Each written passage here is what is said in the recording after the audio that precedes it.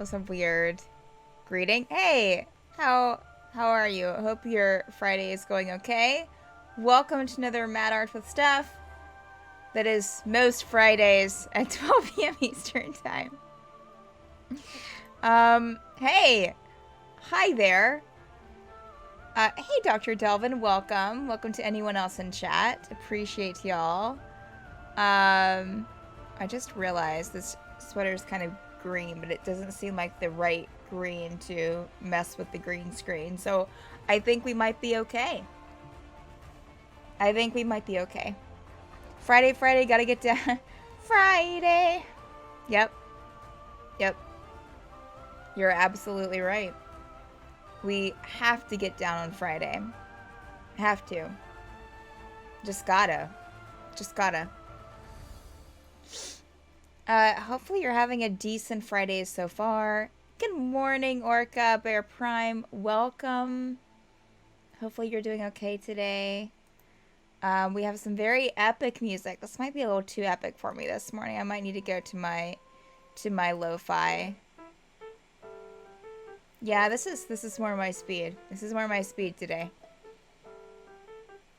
Yeah, welcome. We're working on some chibis today, as you can see.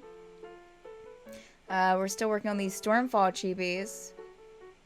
Well, for the rest of our lives. Just kidding, but it's been a while.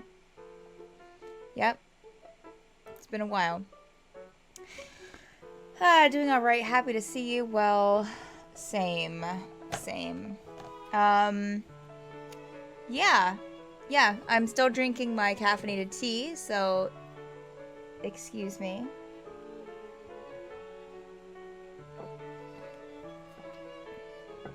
Finally fully vaccinated. Can't wait to see friends. Exciting. Very exciting. I'm getting my second vaccine next Friday, which means I won't have a MadArt next Friday. But yeah, so that's scheduled next Friday. I'm interested to see how I will be affected. Interested to see. Friday, gotta get antibodies on Friday. Yes. Yeah, it'll definitely be an interesting experience, I'm sure. So, yeah. So, getting right down to brass tacks, I don't know. Getting right down to, like, what we're doing. I think I might have figured out what's weird about Brewer's, like, face. Like, something... And I think I might have figured out what. This sounds like a setup for something, but I'm being serious. I'm going to have to cook something for Michelle Right to Meow and the Cheeser. Ooh, yes. I know that Michelle got her vaccine. They both got their vaccine yesterday. Michelle sent me a message at like 3 a.m. my time last night saying that the chills and the chills were starting to set in. So, yes. All right. So yeah, let's yeah, we added that kind of in there too. Okay. All right. Okay, well that's why.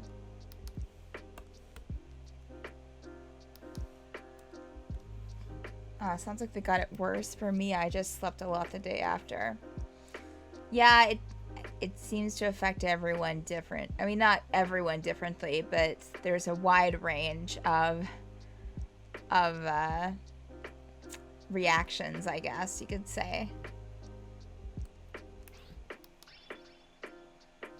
So I think... Oh no, what did I do? I think what I might try to do was not lean out of the frame whenever I'm, let's try to adjust ourselves here. Okay, that's still not big enough.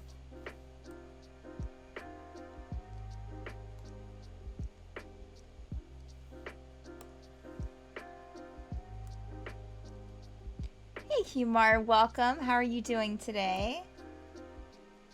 So y'all, I think so here's what I'm thinking.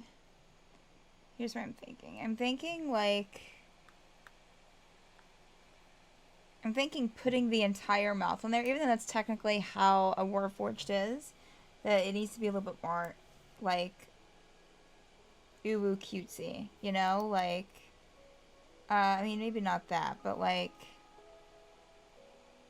is that even weirder? Let's see here.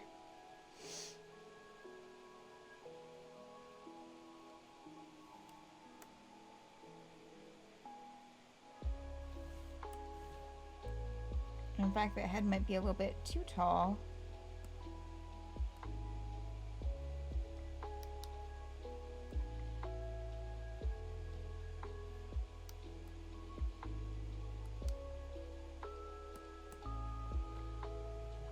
Hope hope things are going well with you is what I assume that's supposed to say. Yeah. It's going okay. It's going all right. Not getting nearly enough done as what I would like, but what can I do? You know.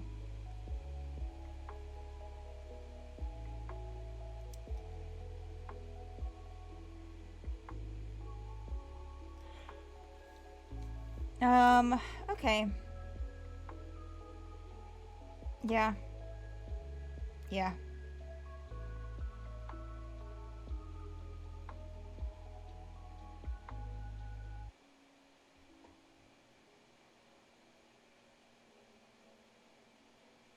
I think I combined I hope you are doing well and I hope things are going well. Seems like it. Seems like it.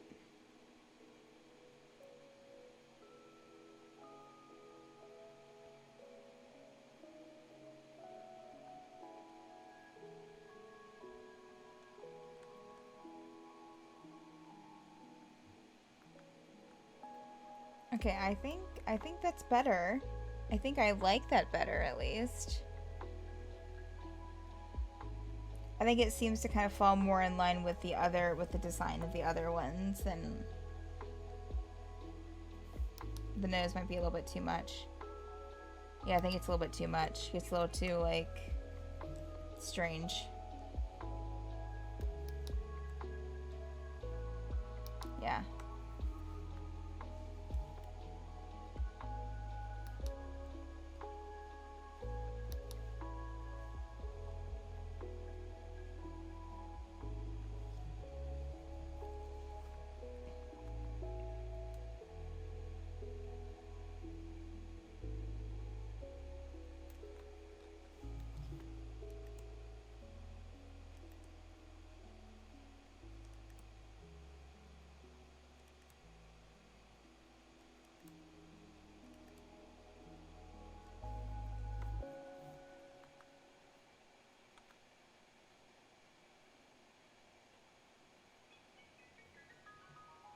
I hope you think are going with doing wellness to you too. Oh.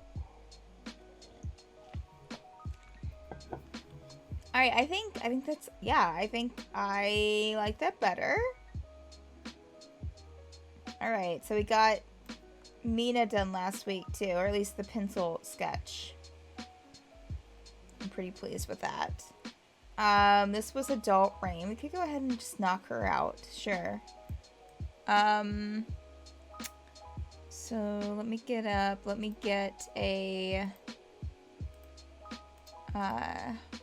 reference for that. Yeah, what have y'all been, like, consuming this past week? I mean, food, sure, but also, like, you know, movies, television, games.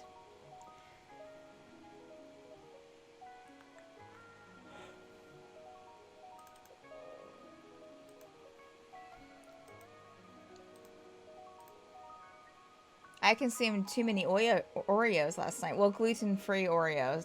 They're called glutinos. That's what I consumed yesterday. I've been listening to the Magnus Archive and watching Jupiter's Legacy. Oh, how are you liking Jupiter's Legacy, Orca? And I've heard of the Magnus Archive, but I have not consumed any of it. Watching Legend of Korra again. Okay. No shame there. Alright, give me just one sec. I'm just pulling up a reference here for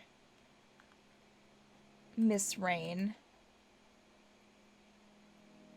Let's see here.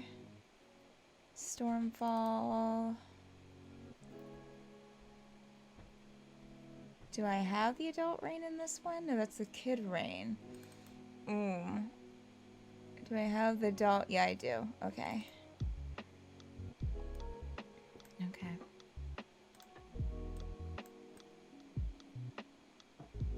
Alright, it's not the most clear, but it will help.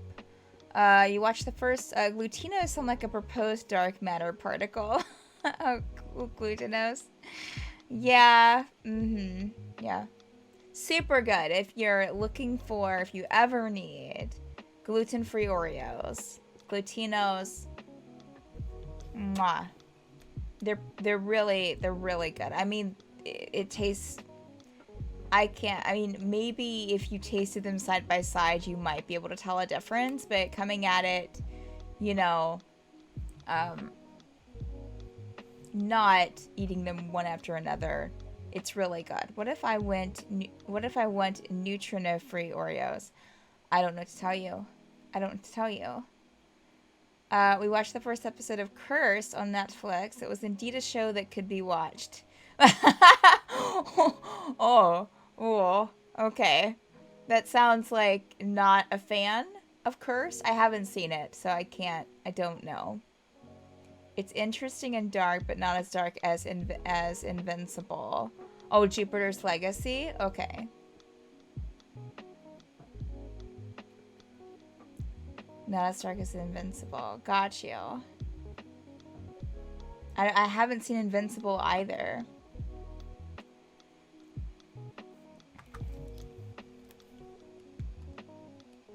Okay.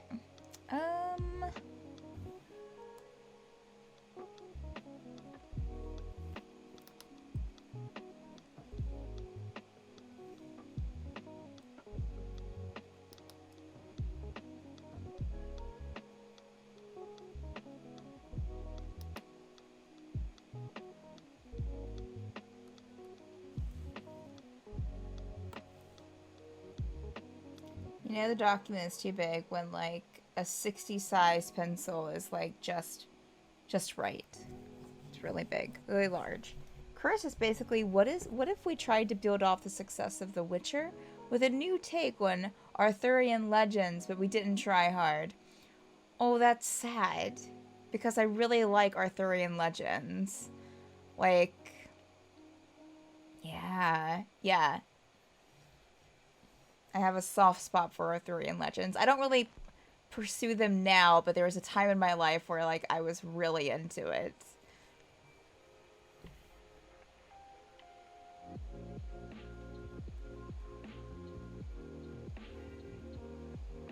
Invincible is in the Mark Wahlberg movie about a bartender who manages to wake the 1976 Philadelphia Eagles team? I don't think so. I mean, but that is named Invincible, isn't it? I watched some of Cursed. It's based around Ninue, right? Like, there's a scene during a battle where someone on a horse rides past the main character, started to swing to hit her with a sword, and then just stops to ride past. I love it. I love it. That's man, that's some bad editing. Either the script supervisor was sleeping on the job. For those that aren't aware, the script supervisor are the ones on set that like make sure that from one cut to another or one shot to another that everything is congruent. Like everything is like in place. Like say an actor was holding a coffee cup in their left hand and their phone in the right, you would make sure, okay, well, he was holding it here, like he was holding it like this, And he was holding his phone like this. So you would go and make sure all of that's correct. So either the script supervisor was sleeping or just bad editing. Invincible is a superhero cartoon on Prime. Invincible. Oh, right. Orca. I've heard about that. That's the new one. Got you. Yeah, I haven't seen that yet. I will try to find a clip for you to post in the Discord. Perfect. Jam Reedy, hey, behold, bad editing was mentioned and I was summoned. I can't type well with a kitty trying to walk on the keyboards. That's not helpful. Yes, Jam Reedy, welcome. Yes, we were talking about, or Humar was talking about Curse, that they watched the first episode. And there was a part where someone was riding by on a horse, like about ready to attack someone with a sword, and then like the next moment they're just riding by. Like there's no attack. So I was saying either the script supervisor was asleep or bad editing. Based on continuity errors in the stuff that makes it to theaters, I have a strong suspicion this job is typically assigned to a 7-year-old who also has a brand new Nintendo Switch like they bought to set. I mean, it's a difficult job, honestly, but I'm not really sure who they assign it to. I feel like it is kind of a starter position. I mean, not like an exact starter position, but like it's not you know. But I mean, there are people that do it professionally in the industry. Knowing many script supervisors who would cut you for that. Yeah. So like, I'm sure that there are plenty, but I'm also sure that it's also. I mean, the script supervisor can do their job, but if the editing is bad, like if they just don't, you know, because you film things several ways sometimes, you know, you might try different things, or so it's or have different, you know, record the same thing several times, and you give it to the editor to like edit it all together. Then, oh no, for sure, I'm not saying that, Jam Reedy.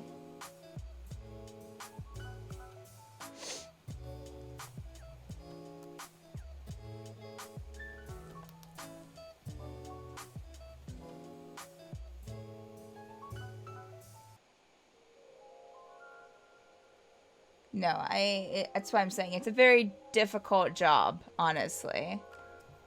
And that's coming from someone who just has experience, like, doing script supervising a couple of times and, like, in college for, like, student films in my classes. Even then, even in a student film, I was just, like, sometimes was, like, I remember one time, I was honestly really bad at it because I'm just not that person to notice those details, you know? And so like there was this one moment, I remember like it was yesterday, and this was quite a few years ago, where they were like, you know, the students in the class, you know, because like, you know, it was a film class, and so you had people in the class that you would ask to be certain things on your final project, like your script supervisor, your lighting person, your sound person. And I was asked to be like, I think script supervisor twice. One time was like this argument broke out about what to do, like how something should be, and someone was like, well, I think this is the script supervisor's job. Like shouldn't the script supervisor be telling us this? And I was just like, well. And then, yeah, that class was, I had fun in that class. But like, I was horrible at several jobs in that class too. I broke a light one time. Like, you know, because we rented equipment from the media, you know, from the media department, and I accidentally like bumped into one of the light stands. I was the lighting person, bumped into a light stand, and completely broke a bulb. It was nighttime. We couldn't get a replacement because no one was there at the desk. Oh man. Oh man. And there was one time. What was I doing at that time? Was that another script supervising moment? But I remember like we were doing, see now I'm getting nostalgic. We were doing something to where like, and our film teacher was very interesting. Like he had done a few, and I don't know, I can't remember his name, I'd look him up. But like he had done a few like short things in New York. He was originally from Ohio. His dad taught there. His dad taught like drafting. And so he was kind of like a in comparison to his dad, it was very interesting because his dad was very like, I would not want him as a father. He was very, I want to say cruel, kind of. And so, like, it was interesting seeing, like, this spawn of him. And somehow he also, like, found himself teaching at this college. I'm assuming probably, like, a last resort of some sorts. Or maybe he had a passion for teaching. I don't know. He didn't seem like he had a passion for teaching. But he was very kind of, like, New York avant-garde short film kind of, like, filmmaker. And I remember, but that's beside the point. I'm just painting you a picture of what he was like. And I remember, like, we were filming a scene out in the hallway of this, yeah, out in the hallway of the media department on the second floor of one of the buildings. And we had two people, like, sitting in chairs talking to each other in the middle of the hall. I don't remember why. And my idea was to, like, I think I had it either in the script or I was the script supervisor or maybe I was the cinematographer for that one. And I was like, yeah, okay, like, let's, like, we were shooting it, like, from the left side, profile. And I was like, okay, let's go to the right side profile. And, I mean, they do this in films sometimes. And I knew I had seen it. But I wasn't understanding why it wouldn't work, you know, like why it was confusing. And the teacher was trying to be like, was literally getting like almost yelling at, like not yelling at me, but getting very, very upset. That was like, he was getting very upset and was like, you can't do that. Like you can't film something from one side and go directly to the other side. It's confusing to people watching, which usually it is. Now, I know that now. By the time, I was like, no, I've seen it done. Like, no, it's not. Like, people know. It's just another... And he was like, no, you can't do it. Like, he was getting so frustrated with me. And finally was just like, fine, do whatever you want. Like, do whatever you want to. Well, it was exactly 180 degrees. Like, I was going to the other side. But... I mean, people do it. It can be done, but usually it all depends on what's happening. But usually it's confusing for people seeing it. Let me catch up on chat here because I've just been going on and on about this story. Tagged you in a post. Okay, thank you, Himar. Yeah, a lot of times from the script supervisor's side of things during production, they did everything right, but then on the editing post-production side, things can be cut en masse and messed up continuity-wise that has nothing to do with the script supervisor. Yeah. The whole scene is gold for how bad the choreography is, but the specific part was the icing on the cake. You broke a light? That's the key grip's job. I was a key grip, I think. Yeah, I think I was a key grip. I don't remember. I don't remember. It was so long ago. But I feel like that was one of my titles one time, was a key grip. Depends on the director, because some directors purposely don't care about continuity like that. Like, I know Scorsese tends to be like that. Like, he'll use the best actor performance, even if the continuity makes no sense. Interesting.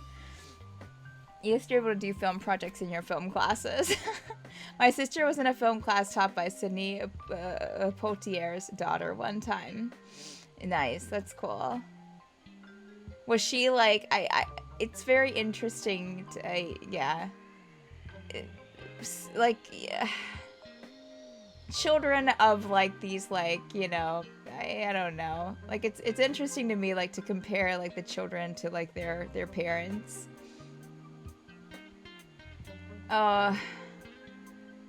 It could work. Thank you, Dr. Delvin. Yeah. Yeah. So now, yes, I am more aware now of the 180-degree rule than I was then. I just love that, like, I don't think that the 180-degree rule was something that he taught us. Like, I think he just expected us to know it. Because I had no idea. Like, I was like, yeah, I've seen people do it. Like, it's fine. And he was, like, just, like, blowing a head gasket. When honestly, he probably should have been, like...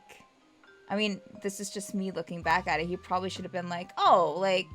Fine. I mean, if you want to do it, but your audience is might be confused. But he was like, she was cool according to my sister. It killed my sister though because a lot of her fellow classmates had no idea who her father was. Oh, yeah, yeah.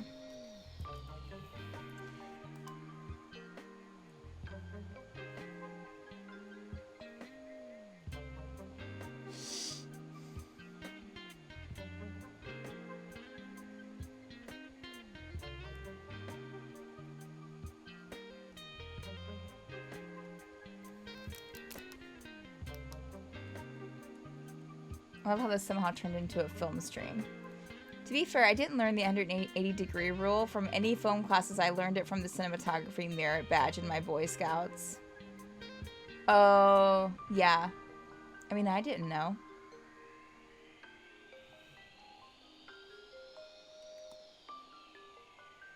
And no one disagreed with me. No one in the class was like, you can't do that. It's the 180-degree rule. It was just the teacher. I learned it from Twitter, from Madford streams.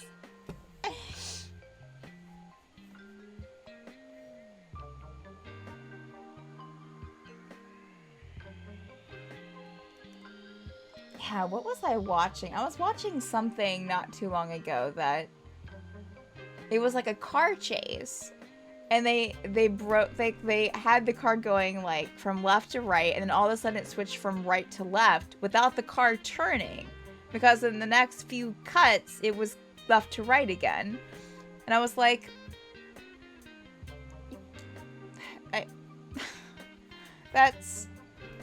you can't do that. You definitely can't do that.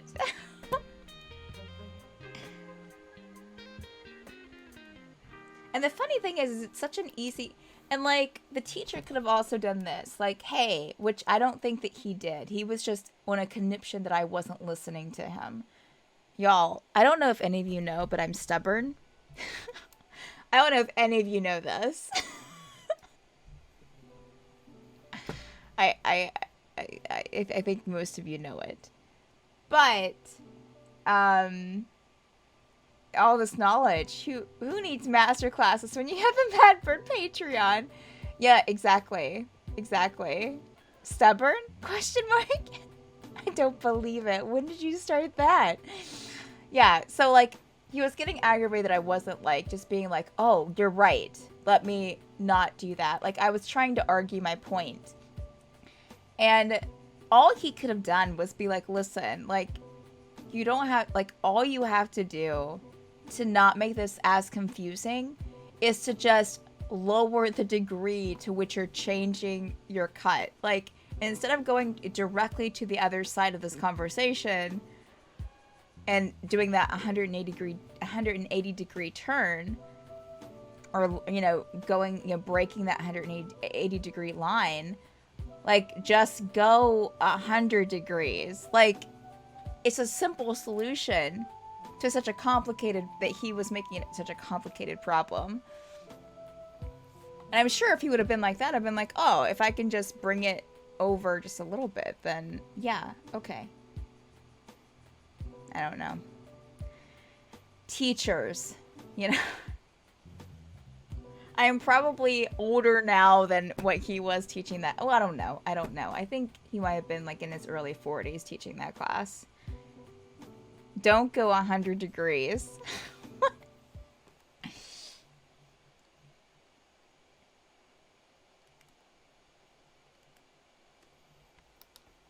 Go 98 degrees. I hear that was pretty successful in the 90s. Didn't know if you were busy tonight, but just if you're around, give me a text.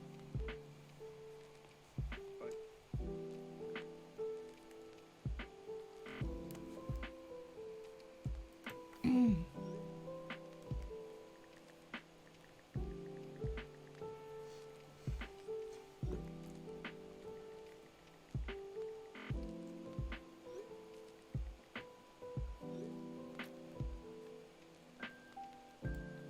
Sorry, I haven't like talked about my film class in quite some time. It's been a while. That's when the 98-degree angle was still the new kid on the block. Oh my god, I can't.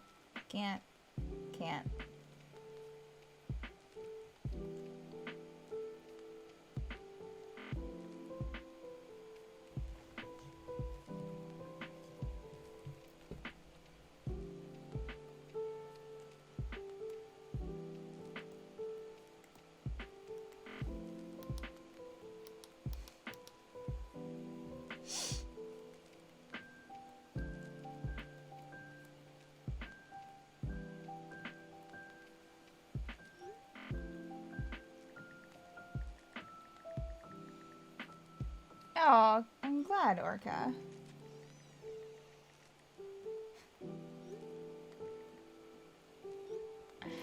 Oh, this song had like a door opening in it, and I was like, oh, what? I looked up at my door, like, to see if it was opening.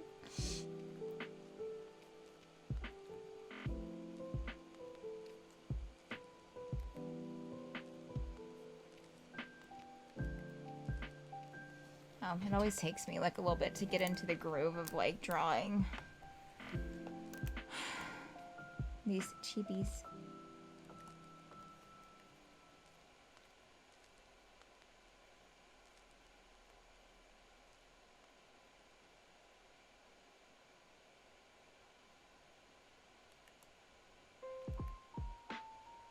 As far as stuff I've been looking at, so whose chibi is this? This is Rain on Stormfall. Let's see. I started playing Hades the other night for the first time. I only played about a half hour, but so far so good.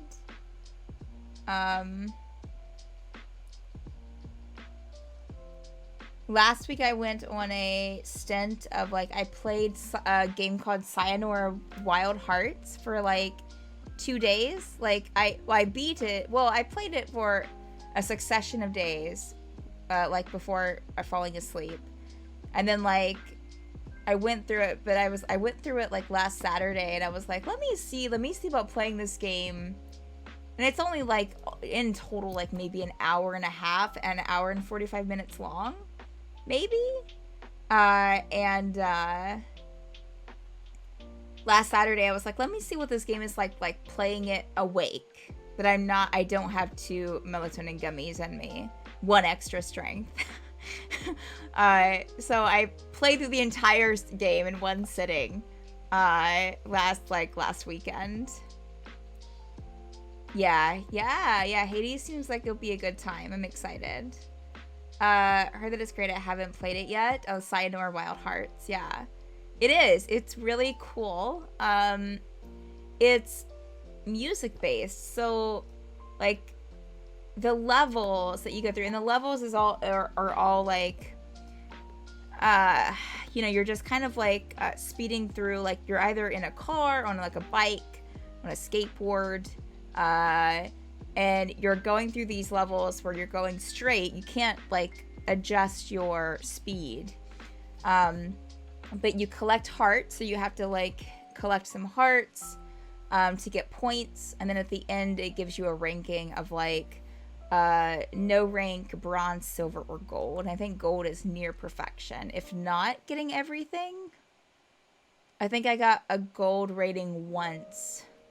Uh, the rest of them were like silver and bronzes. But yeah, so you collect the hearts. There are different like bosses you have to go through, but basically it's this. There's a loose story that it's based on that like it's basically someone going through a breakup and going through these different heartbreaks. So yeah, there's a story that it explains it at the beginning, but I can't remember exactly what it says. So but it's a lot of fun. As I said, like everything's like timed with the music kind of. So the levels are timed with the tracks that they have, and some of them have like lyrics to them. Some of them don't. Some of them are just instrumental.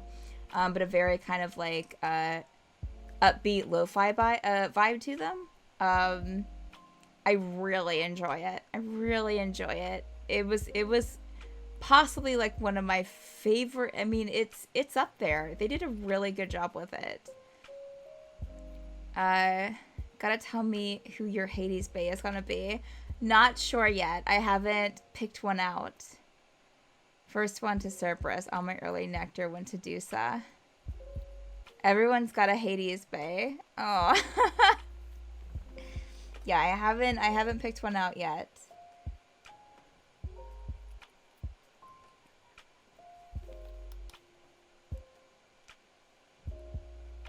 Oh wait, she's a drow, so her.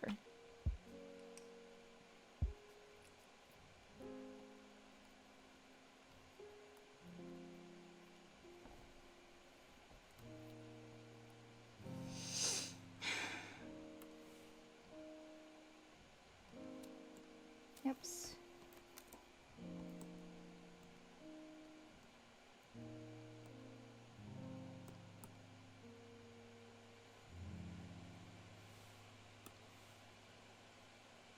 The soundtrack is really good for Cyanor Wild Hearts too. So I've just been listening to the soundtrack like kind of on loop for the past few days. I mean, not solely, but a lot.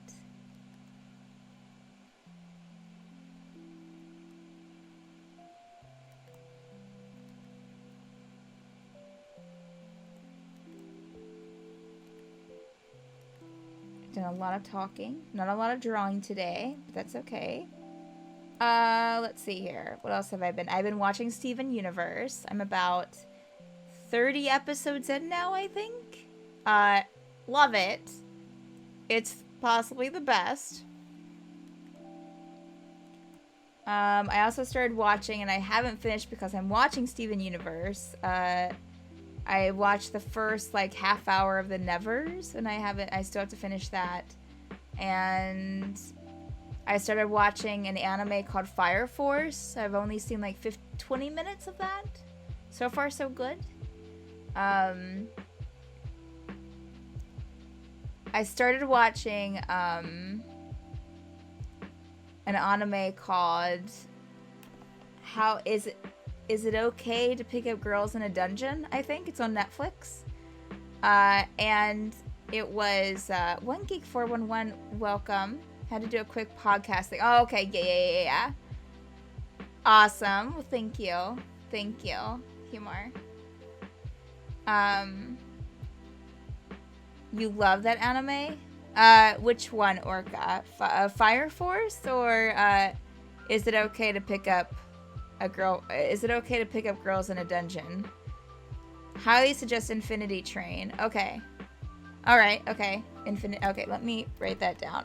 Oh, on episode 46. Ooh, you're ahead of me.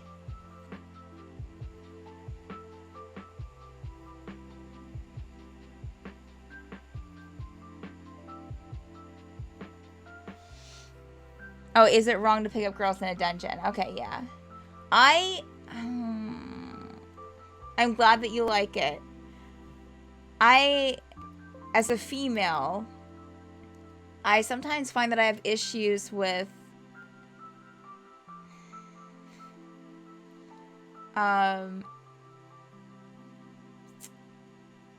have trouble watching some anime because like I have issues with like the girls like being put into like, and I don't think all the girls are in this one, in that one, but like I was having issues with the goddess in the first episode, whereas she was like seemed to be maybe like kind of on the younger side, but yet she was in like this like busty dress, and every move she made, like her breast jiggled.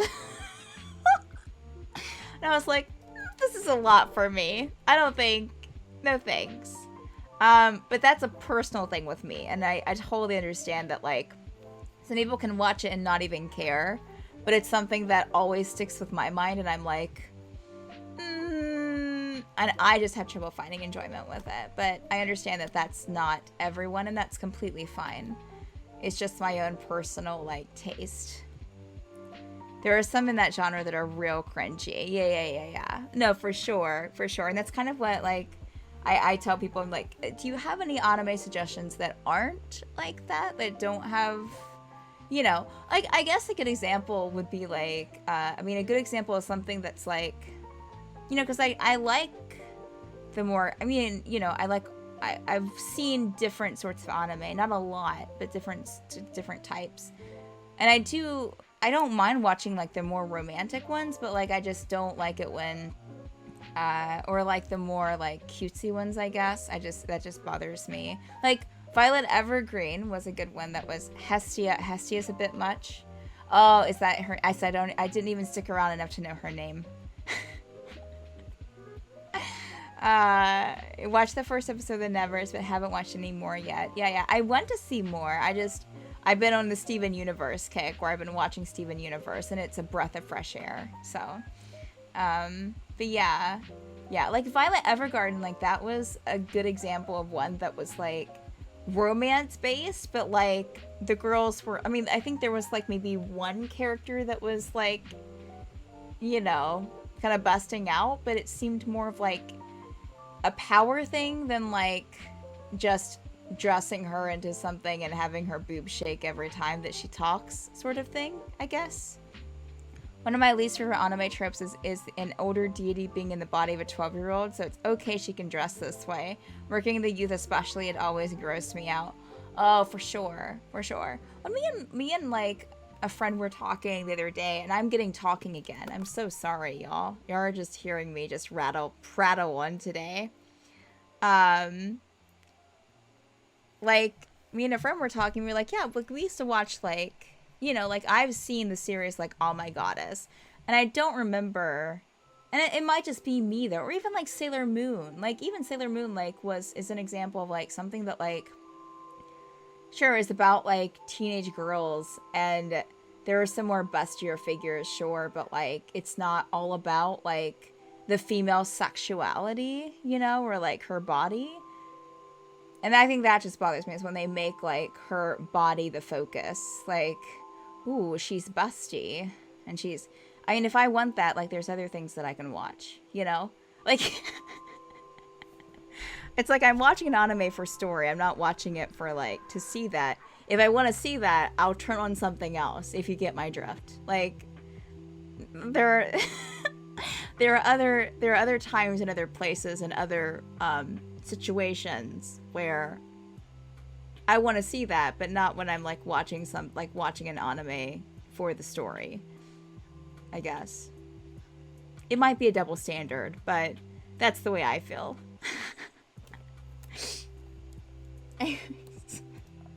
Again, I'm sorry, y'all.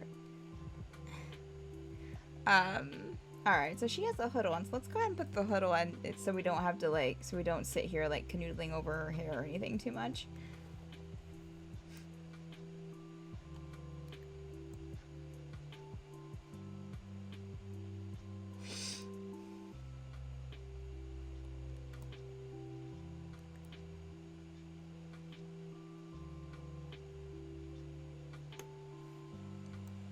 Then I also watch things like Tenchi, I'm gonna pronounce this wrong, but Tenchi Muo,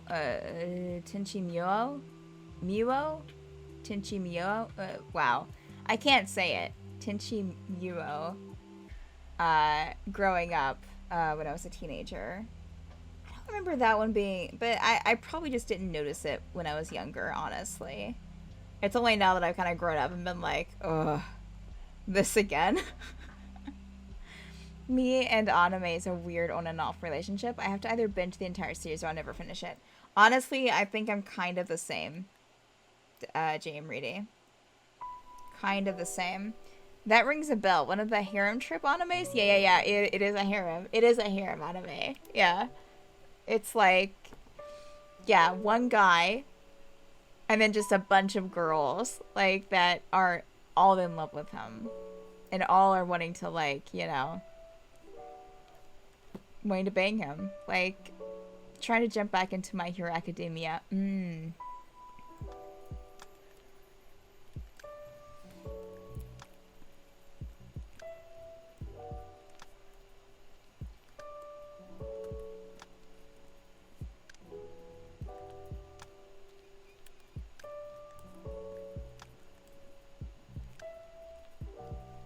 Yeah, it's like, I don't know.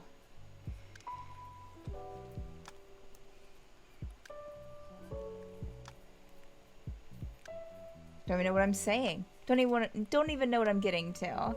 When work pops up, making me mute the Steph stream. Aww. Well, it is a Friday. Friday.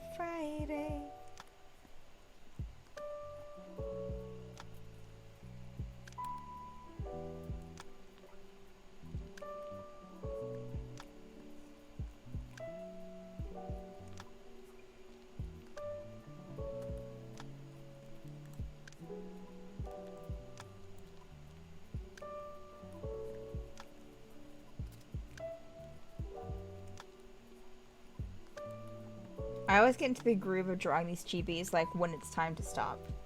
Like, that's when it happens. Though for non-cringy fantasy animes, I like Goblin Slayer and Ascension of a Bookworm. Ooh. Okay, I haven't heard of those.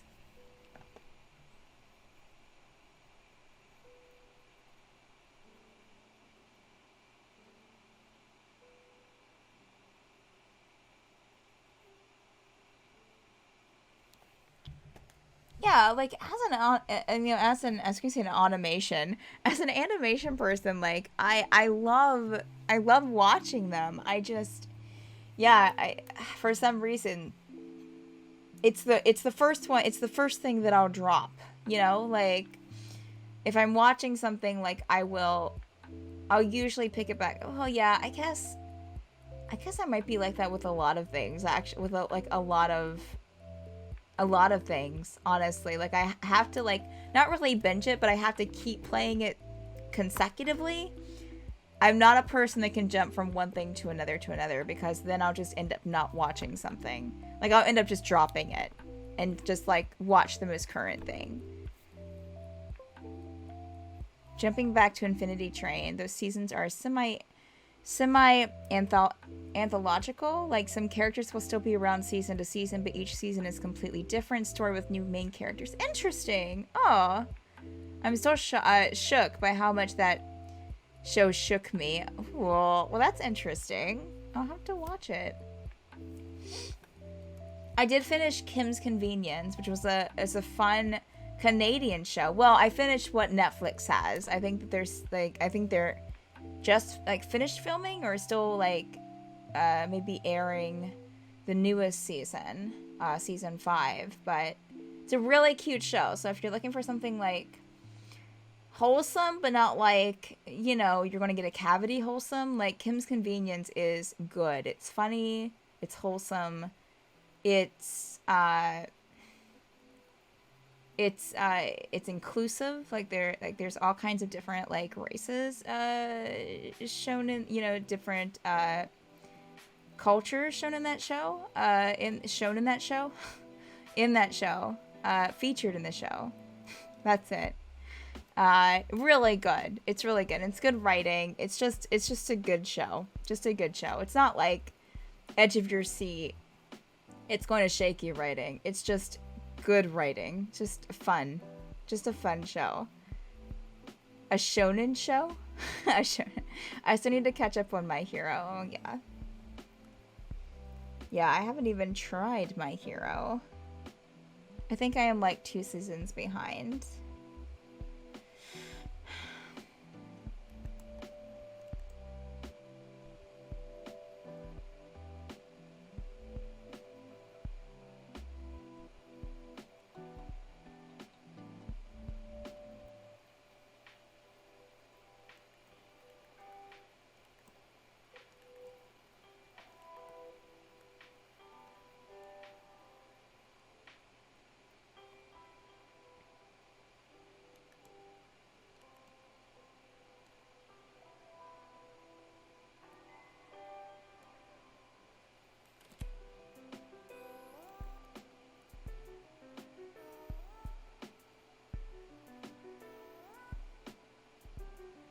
Yeah, and I also have like I also kind of want to watch Adventure Time, as well as because I haven't seen any of Adventure Time or oh, Rick and Morty. I haven't seen any of Rick and Morty either. Lots and lots of Let's Plays and RE Village, of RE Village. I don't really like playing horror games that much, but man, I'm seriously gotten addicted to watching people play horror games. And when I feel like having emotional trauma, I watch ReZero. Ooh. Yeah, I haven't seen any of Adventure Time, Dr. Delvin.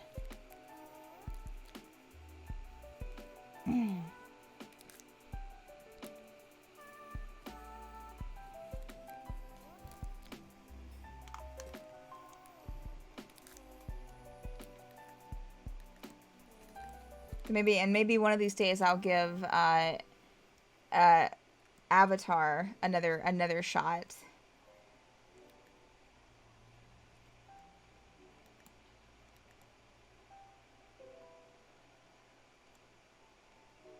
I've seen bits of Adventure Time, but yeah, it's been on my list for a while. Yeah. Do it. And I still have to finish She-Ra was a good one on Netflix. That I started and then got into something else and then forgot about it. But I need to finish up that one. Yeah, I watched the first, like, episode, JM Reedy. I think an episode and a half. And I was like, it's okay. But I've heard that, like, the first few episodes are, you know, you need to give it, like, a season. You're watching Steven Universe, which feels a similar need for me. Oh, yeah. Yeah, I love Steven Universe. It's beautiful. It's beautiful so far. Obviously biased, but love me some Avatar. Yeah, the new She-Ra was quite good. Yeah, I really enjoyed what I watched of it. I just, again, I need to realize about myself that I'm not a person that can jump from, like, several different things. Like, I need to focus on one thing, watch it until I'm done, and then watch something else. Because otherwise, again, it's lost to the ether. Like, I will never, like what, Archer, like, I think I'm, like, maybe 4 seasons in, and that was, like, the last time I watched it was months ago, and I haven't, like, watched it since, only because I started watching something else. I was like, I need an Archer break. Like, it's a lot. It's a lot.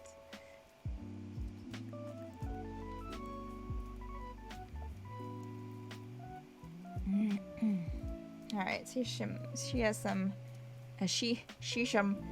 hair.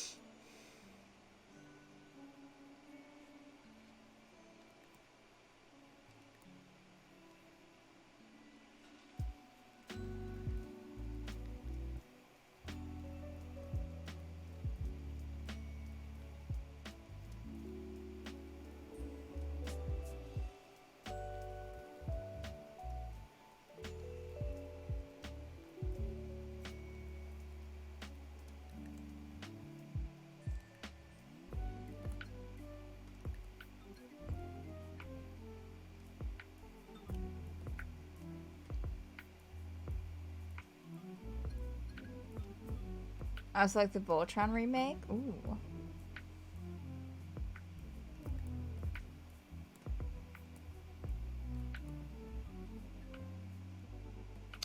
Let's see. Anything else? I've been playing Kentucky Route Zero for game chat. I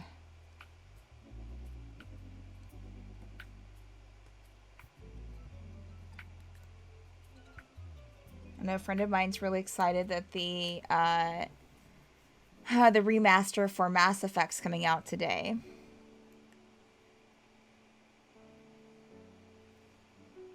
Anyone going to be playing it in here?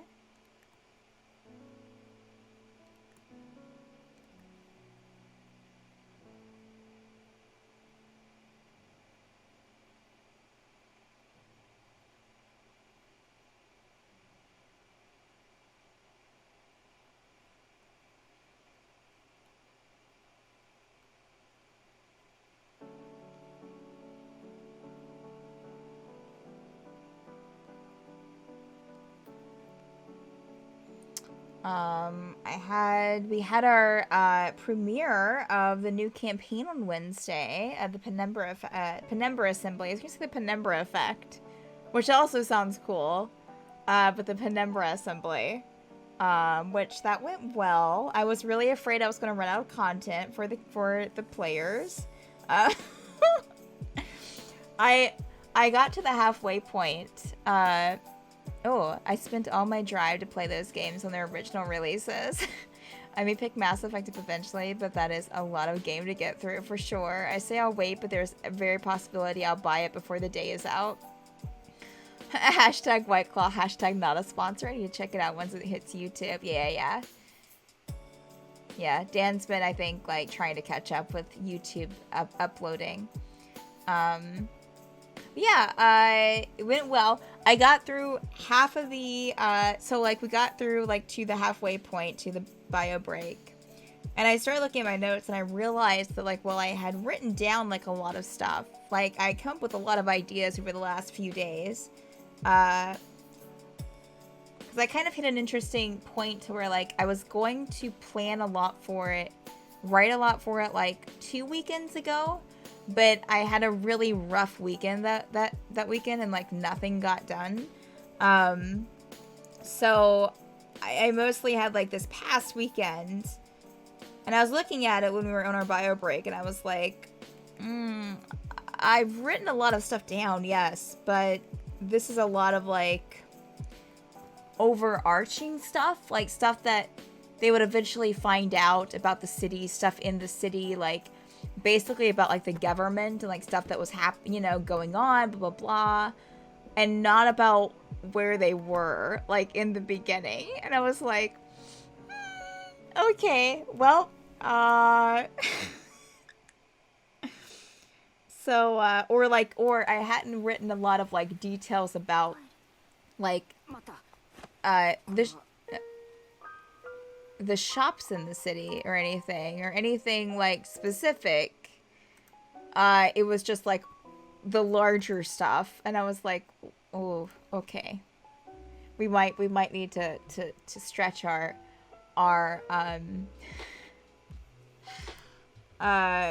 what's the word I'm looking for? I can't think of it. Well, also your other campaign has trained you not to prepare because we'll never get to it. So it's not your fault. Yeah. It's definitely going to be a different feel for the two campaigns, and that's completely fine, and that's normal, I think, because you have different people and it's a different setting and different characters. So it'll be interesting. It'll be interesting because technically this is like my second campaign that I've DM'd. So, I mean, it's my second not even technically, it's my second campaign. Second thing that I've DM'd. Yeah, the party likes each other. It is really interesting. It is really interesting. Looking at Mondays, like how much I don't think that y'all hate each other. But y'all definitely have a lot of issues with each other that you don't talk about. You know, like everyone it reminds me of like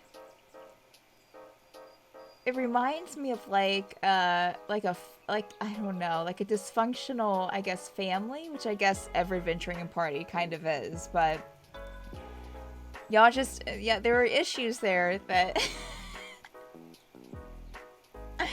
that just like y'all all keep in your chest. Y'all all keep right here. It's very much I don't hate y'all, but we're not really friends yet. Exactly. Exactly. And I don't know why. It's interesting to me. Like I don't know. Is that my? Is I mean I'm not like trying to like get answers to this, but like I'm just like, is it my fault? Is it like, is it just the world that you're in? Is it just like the situations that that have happened since y'all been together? Ritz is just a grumpy cactus boy. Oh my gosh.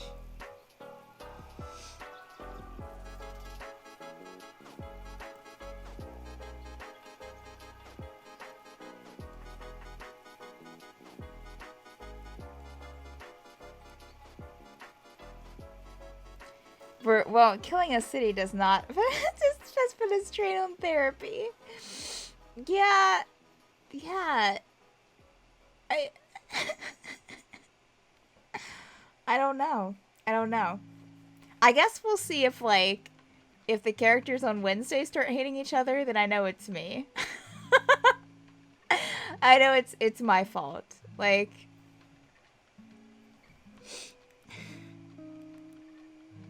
really, I don't think it's my fault. I don't think it's like something. I think it's just situational, but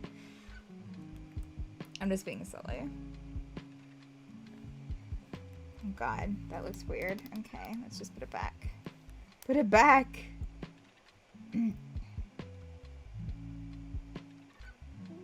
Okay, so we got that.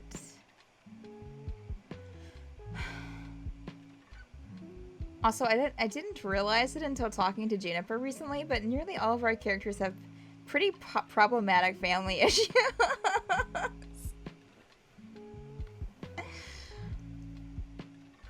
Yeah, I guess. Let's see. Wait, let's go through this. I'm very talkative today. So let's go through this. Gerbil has his brother, and also, you know, the whole thing with Addie, which is pretty much, anyways. Yeah, Tegan has his sister. Well, also his dad. His father was like, I think not very like accepting of him, like kind of like very like I think that was kind of fixed a bit when he went to visit him, but then his sister betrayed the entire party. Well, I mean, yeah, I mean, I guess, but I mean, like, you know, his sister did turn the entire party in for well, y'all think that she turned you in for money. Yeah. Let's see. Who else do we have? Let's see. Kazeel. Kazeel has a problem with his father. I don't know. I mean, is it Kazeel that has the healthiest? Like, I mean, because Kazeel, like, I mean, kind of an absentee father, but I feel like that they like had something, but then like his father was like missing.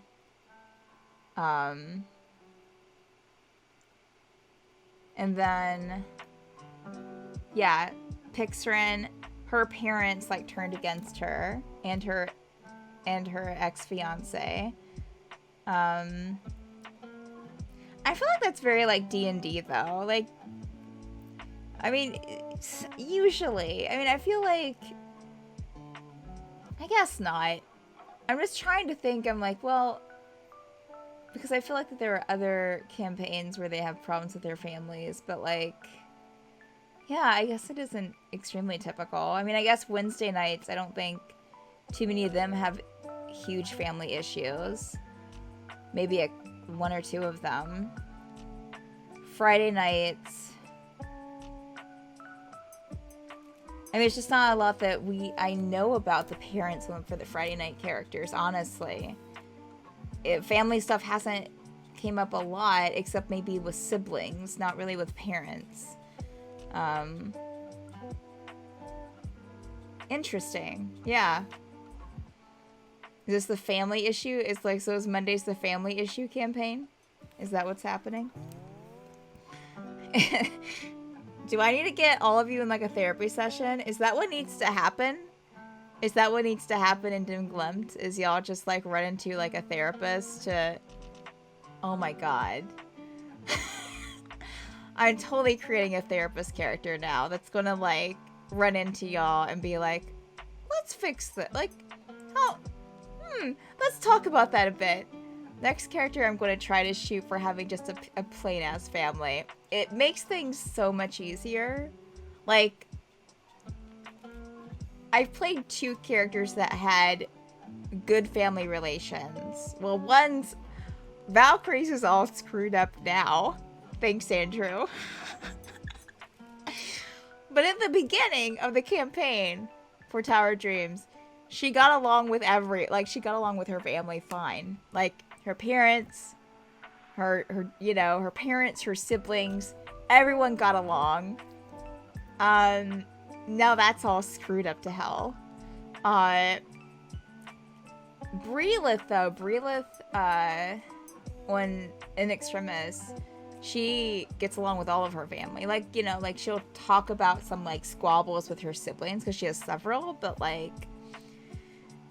Please, Gerbil carried around his wife's head for 5 years. Of course he needs therapy. I'm totally going to do that now, JM Reedy. Like, no one else knows except you. I'm totally going to introduce a therapist character somewhere and just, like, have them be like, it seems like all of y'all have issues, like, that we need to, like, talk out. Just you wait. It'll happen. It'll happen. I'm determined on this now. Because it would also just make for good drama. And I feel like y'all need it. I feel like y'all need, like, to air out some stuff, honestly. It'll be great. It'll be great. And you can sit there and smile and be like, I was there when this idea formed. You were here.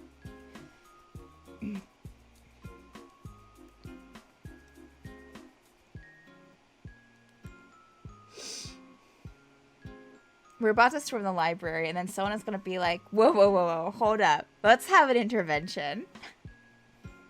Are you going to storm the library? Can I just... Wait. J.M. Reedy. Can we just talk about, like, what happened Monday? And, like, the whole thing with, like, Kazil being like, yeah, we're looking to go back to the plane. And you were like, wait, I thought we were, like... investigating all of this.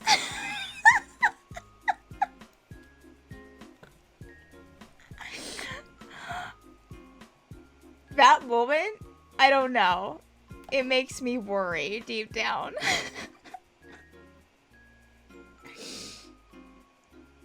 It makes me worry. I about died. I was losing my mind. Like, what are we even doing? Oh my gosh. Yes. Okay. Alright. Sorry. Oh my goodness.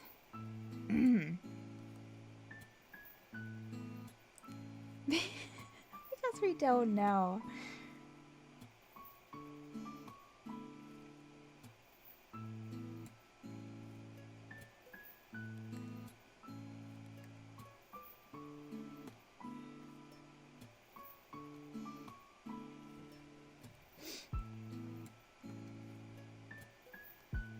It really is quite fascinating. Y'all can sit there, y'all can stand there and like spend sessions talking about like what you're like, okay, like we need to go, we need to do this, and this is why. And then you get there and you're just like, wait, what are we doing? What? Wait a minute.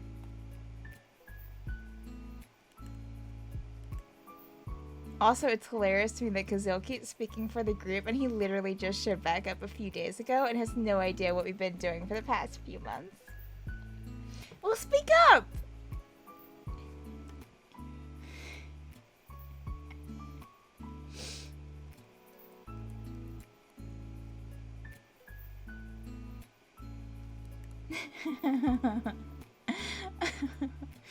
Oh no.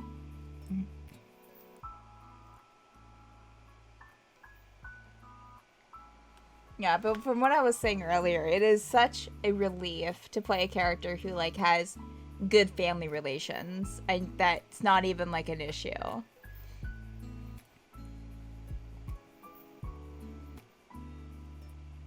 Or had a good like growing up, like had no issues. Would have, but I was just too busy looking up elephant videos one day. See, it's your own fault then. It's your own fault, Jane Reedy.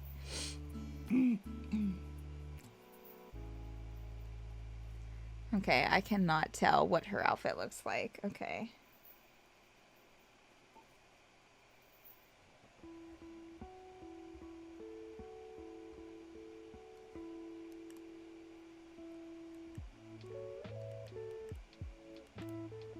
Guys, I have sushi in my fridge, and I'm so excited to eat it. I'd argue it was Joe's fault for turning into an elephant. Oh my god.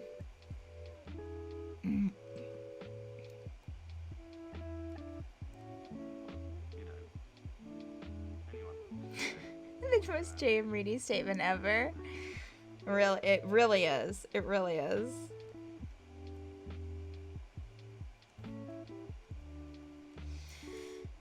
You do have a brand. Yes, yeah, you do.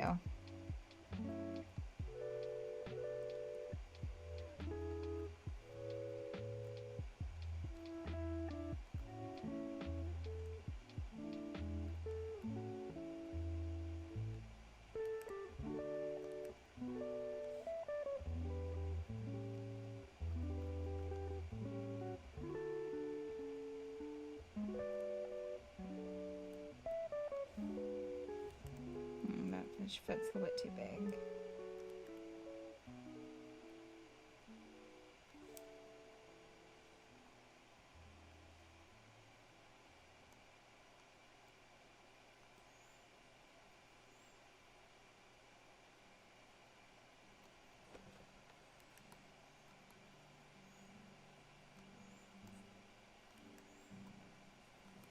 Yeah, it would definitely be interesting to see like how the two campaigns differ.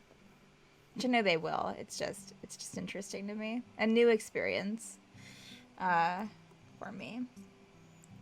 I'm so glad that we have next week off though for the Penumbra Assembly, because that will give me time to like get some stuff planned out for the city.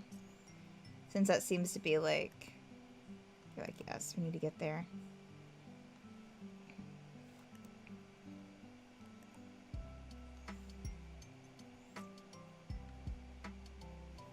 I feel like that fits still a little bit too big.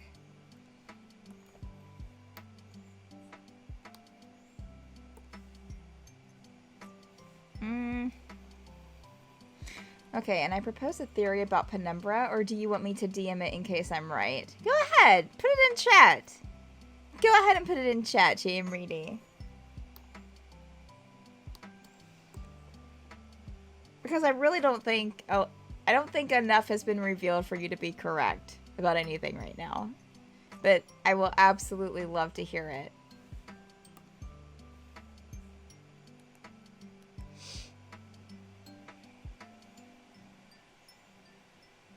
Alright, I feel like this arm is not meaty enough.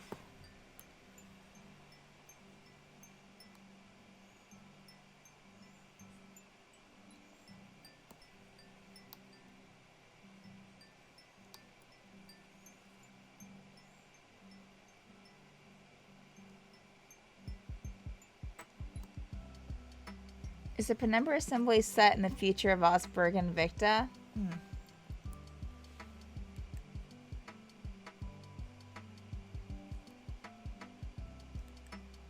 I'm not actually, or was the White Claw just really throwing me off? I'm actually not upset. I'm not actually, I won't be secretive with that. Yes. Yeah. Yeah, it's set in the future.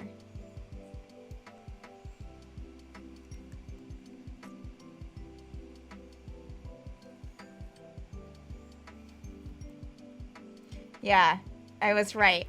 Well, if you were paying attention, okay, like there was one, like the transportation device that she sent them, the cube. She told them that it was based off of something that she found. It was something that she found, like, or that not that she found, that was found over like 100 years ago in Osbergen in the mountains, and the uh yeah, there'll be other things that will be revealed that will.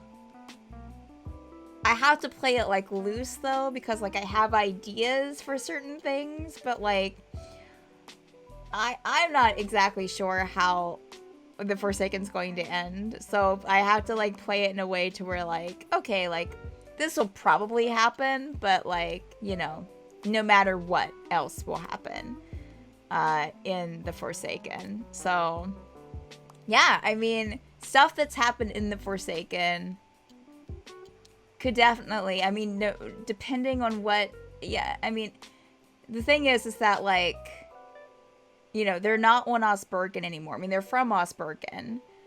Most of them are.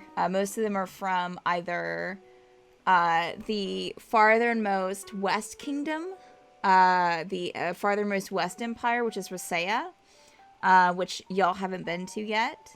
And I think two of them are from Rosea. Two of them, I think, are from Zelfer, which is another magical college city to the west that y'all haven't been to, but is where Gimbal lives. And one is from Bern, I think. Yeah, and then because then Dan's character Dakos is from the Feywild. Hey, that means the Forsaken succeed because the world is still there. I mean, there are certain things in my head that, like, are definitely, yeah. Oh gosh, we're gonna screw them over by doing some decision we're gonna do. Where was Gerbil from again? He was from the Aurabon continent. So he's that continent is to the west of Osbergen.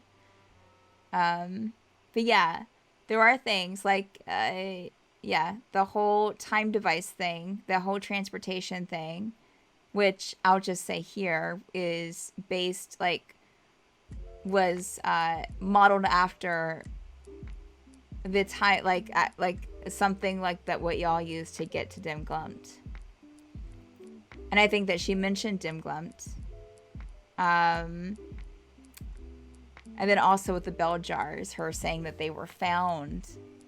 Actually, I think found in Osbergen over 100 years ago.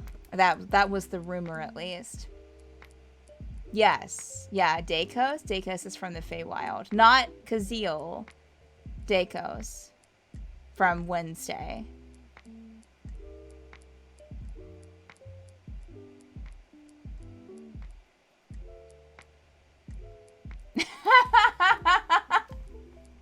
No, Dan has a whole huge backstory for Dakos that doesn't involve his father being a bugbear. So. That'd be really good, though, right? Be really good. What a twist. What a twist.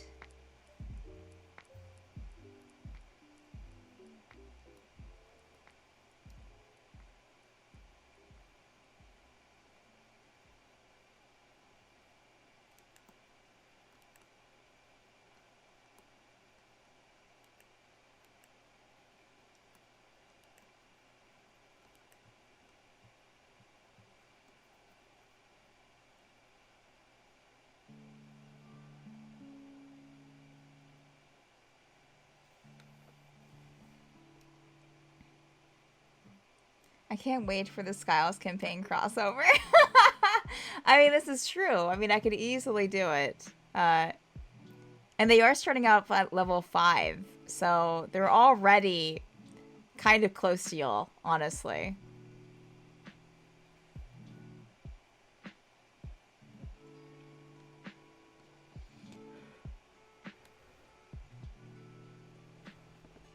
I cannot tell what this character's armor is. Like, it's just... There's a lot going on.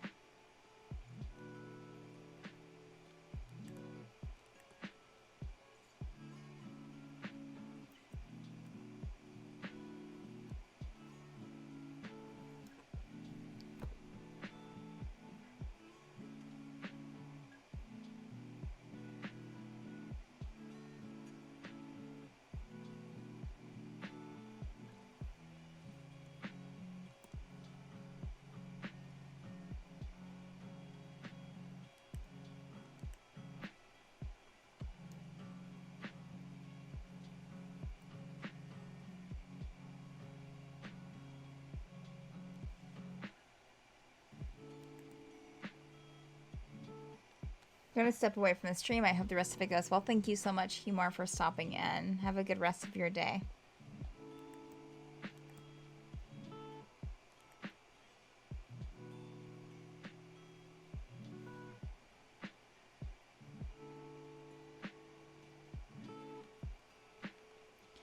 Yeah, the whole being based in that same area was came off of, because I was wanting, so like we're wanting to do the Penumbra Assembly in seasons, so I was trying to think of ways that we could do that, of like getting succinct, like, you know, 20 some episodes out of one setting and being able to like get like a nice arc instead of like having an arc that goes for years, you know, or for 2 years.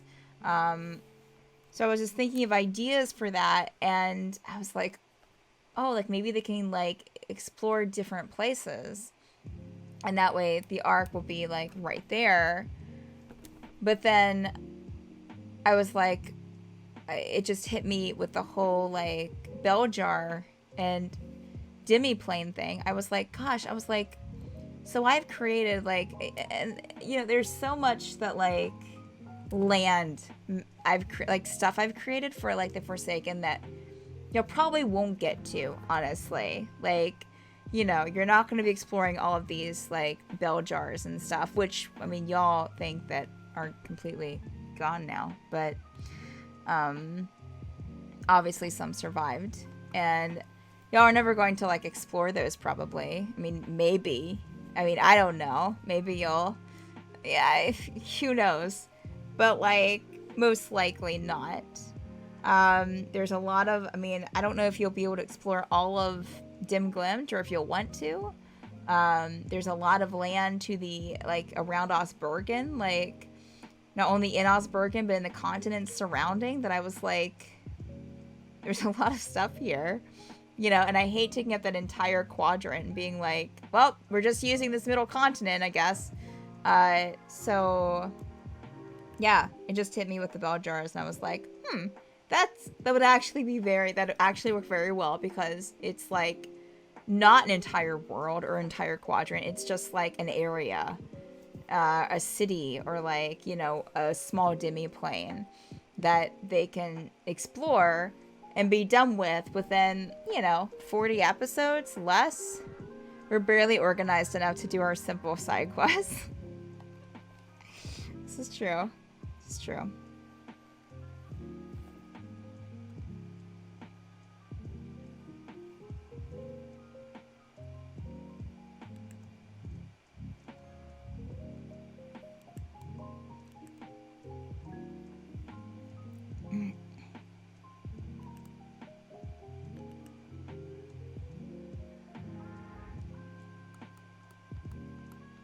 I don't know what her boots look like, but we're just gonna make something up.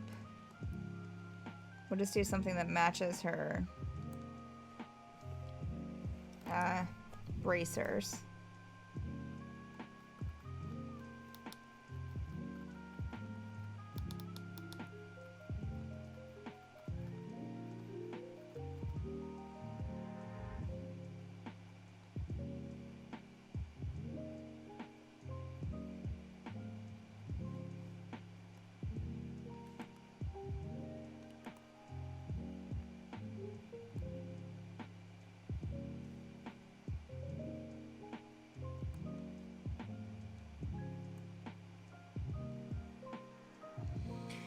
Whew.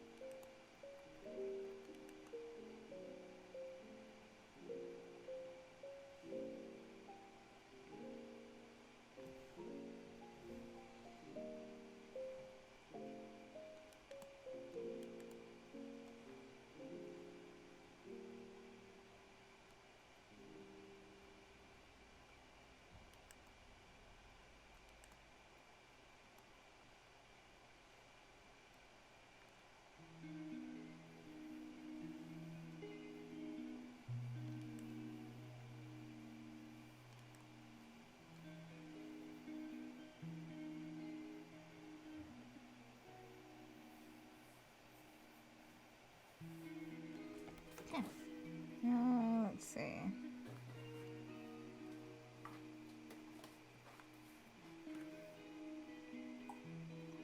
Yeah, it's kind of cute. I think we've got everything that we can.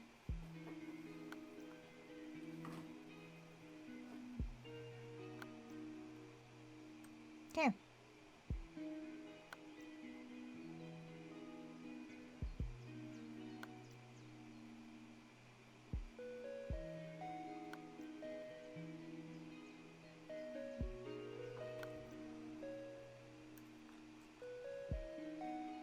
Oh, let's erase this.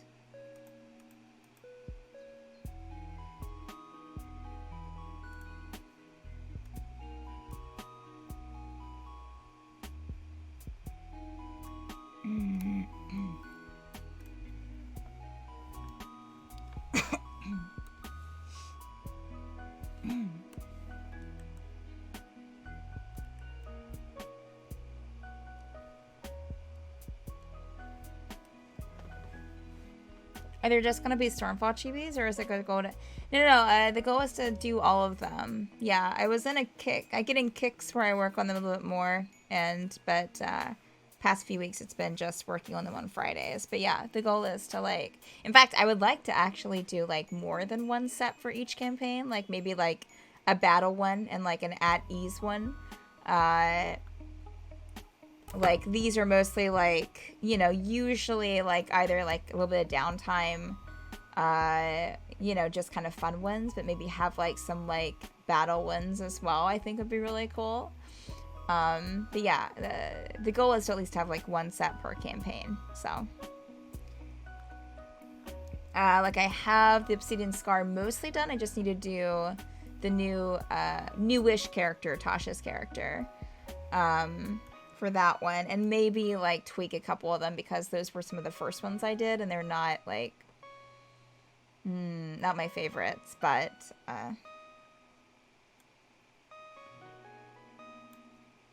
oh, Malos, oh my gosh, yes. Okay, I don't know, can I is it here or yes, correct. Yeah, we've been testing them. They'll definitely be, once we get the store up, they'll be available in the store as stickers, because you can buy little, like, little sticker sheets there, as well as some larger stickers. So they'll be available there, and who knows, maybe on other things as well. But my first goal for them was to create them for giveaways, and to send them. Because, like, I was on a channel not too long ago and they did a giveaway and it was like just 2 stickers of things from their channel and like a handwritten card, like a thank you card, and it was so cute. So we're going to try to do that for like 1 or 2 streams a week for us as well, as soon as we can get the plan together on like the best pricing and stuff for them, and like where we're going to get them printed and cost and that sort of thing. So we're in like probably the end stages on figuring that out. So that should be something that should start not too long from now. And then I think our store should be up soon too. Soonish. Right. Okay. I'm in the wrong hard drive, that's why. I can't find what I need. And my eye is like, there's something in my eye. It's not leaving. And I think just rubbing it's making it worse. Take all the money. I know, I'm so excited. I want to get a, which I can totally do it now. I can grab the design and like just go to Redbubble or something for my store. But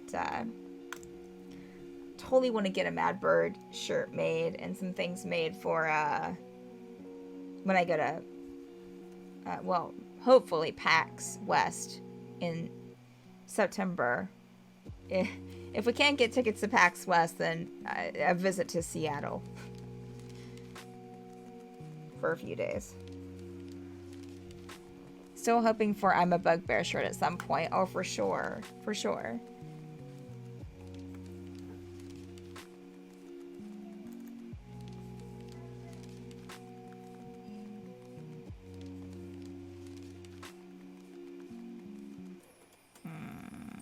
Let's see.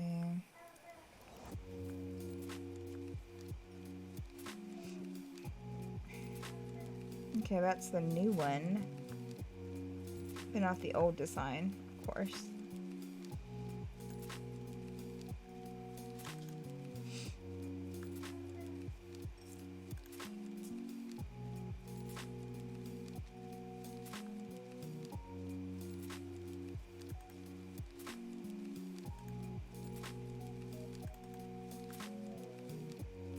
There we go. Madbird Live, Madbird Con, a whole weekend where we all show up live in person and do all the campaigns like an actual in-person campaign. Oh yeah, that'd be fun. That'd be a lot of fun. Let's see here. Oh wait, that's probably not right, is it? There we go.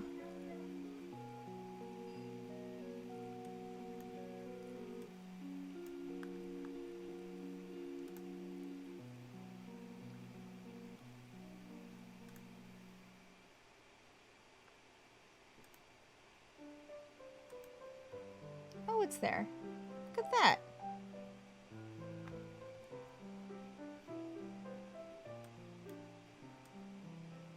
Let's see here. We gotta find Mallows.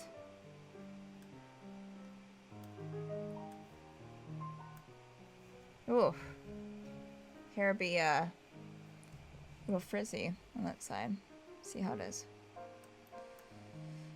Alright. The logistics would be nuts, for sure. For sure. Yeah, yep. Mm-hmm. We might have to hire a few more people for a senior team. Because, yeah, I don't trust the three of us. Yeah. To get everything set up. Might have to get some sound people. Some video people. Jay and Reedy, you're hired.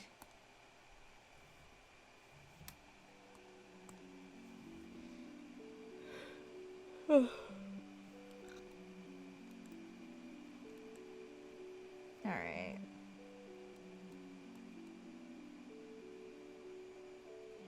Wait.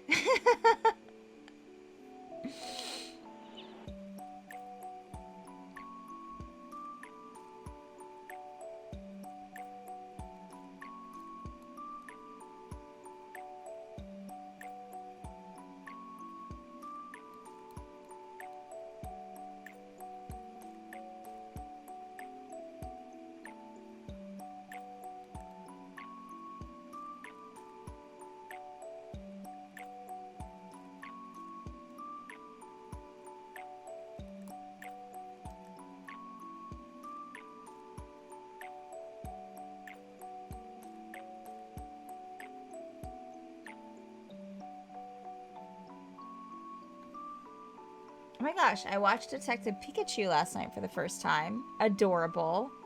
But where would there be a place that would theoretically work for the most Madbird people if something like that were to happen? Probably middle of the US. Yeah, because we have people... yeah, people are everywhere. People are everywhere because we have West Coast people all along the West Coast. I mean, all along the West Coast, all along the East Coast. And then we have some people in Texas. We have some people in, then we have a couple people in, and it's just players. A couple people in, like the Oklahoma area. And then we have, you know, I mean, and then there's like Beth who lives in the UK.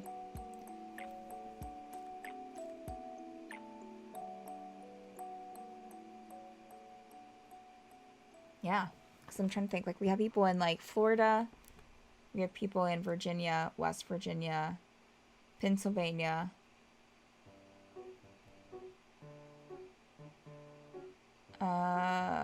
This is just, again, players. Let's see. Georgia. I think I've already said Florida. Oklahoma. Indiana, I think. Texas. Washington. New York. I missed New York because Joe. I don't remember where. Let's see. California.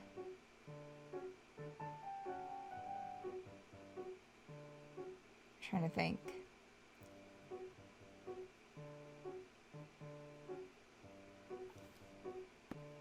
Oh, and then there's Varoth in Canada.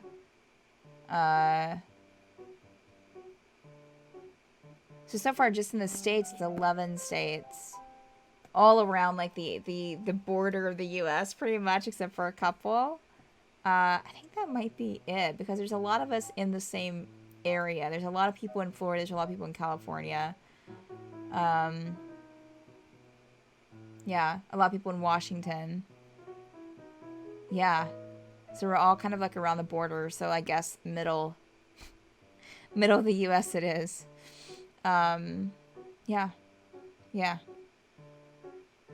And at that point, it's like, I mean, there's a little bit of difference, I guess, in cost, but I mean, like, if you're going to end up, like, having it somewhere, just have it somewhere where someone is, like, so I guess, you know, and you'd probably have it somewhere where, like, we would be, like, you know, like, myself or Dan or Vic. So yeah. It'd probably end up being somewhere on the East Coast currently. If like we were having it next week, it'd be somewhere on the East Coast because we'd have to be here. West Virginia, here we come. Oh man. I mean, it would be cheap probably here, for sure. It would be cheaper, but also like, I mean, I could probably find things for people to do for like a weekend, but beyond that, beyond that.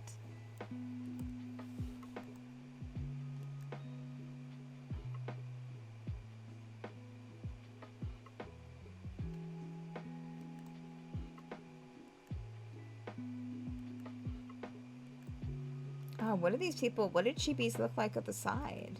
Like in their, let's see here. Profile. No more bills, welcome. And when the convention gets big enough, you can hold it in New Zealand in the Shire. Yes, absolutely.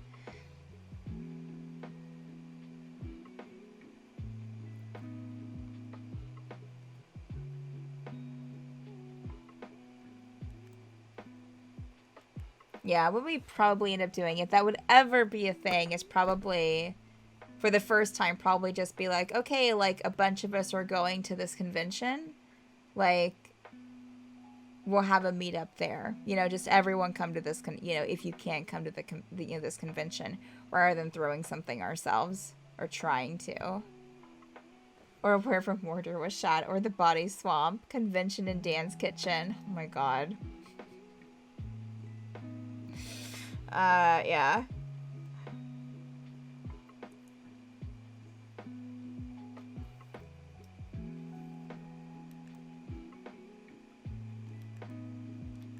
I don't know what I'm thinking doing this face because this is not...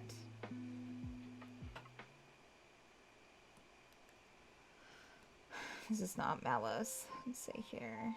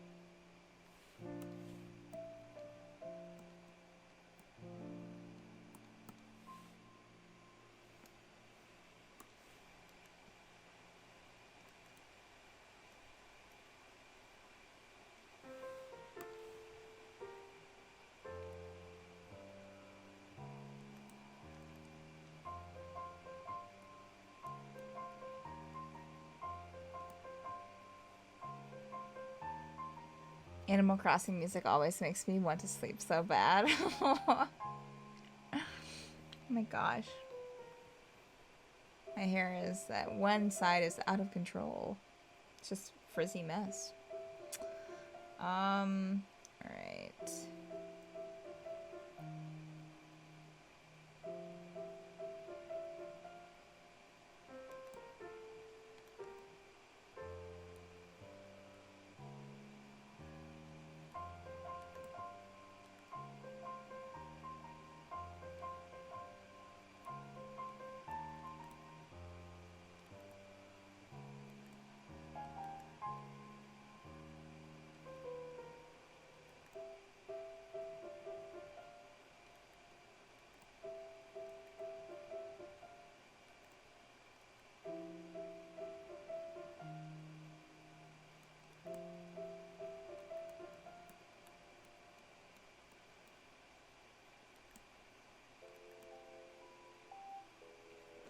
I guess I've been playing a ton of Stardew Valley.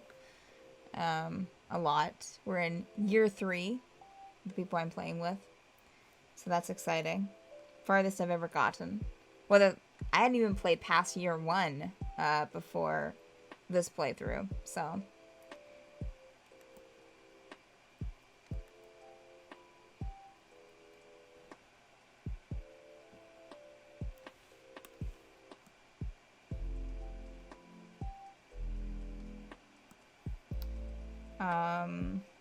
Let's see here. Anything else?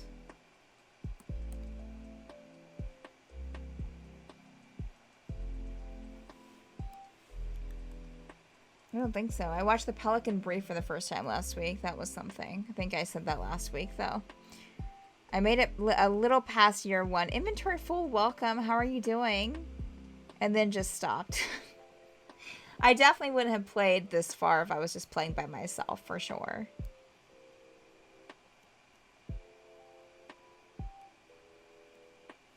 Alright, definitely this is already a little too big. Oops.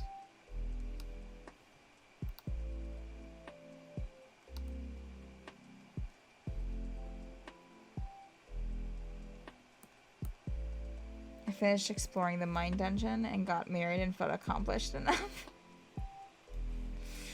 Well, there's other dungeons, Jamie. There's like a dungeon in the desert that's like 100 floors down and is like super hard to get through.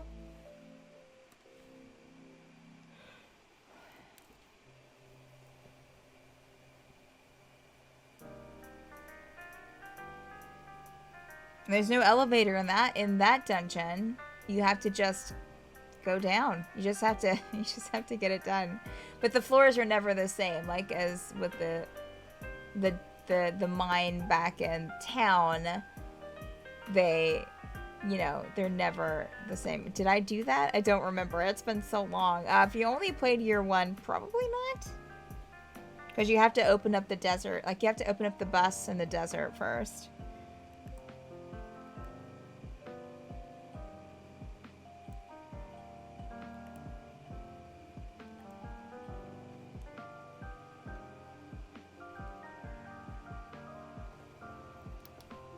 Oh, you did get to the desert. Okay.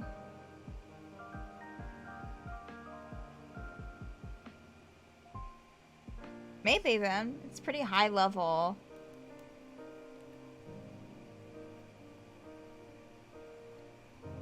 Did I play more than 1 year?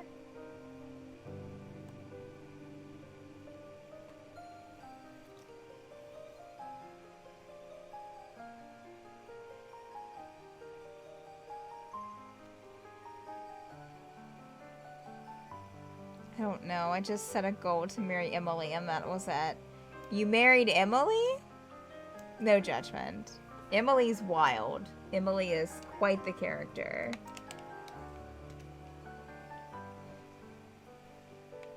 Now I'm trying to, like... Here you go.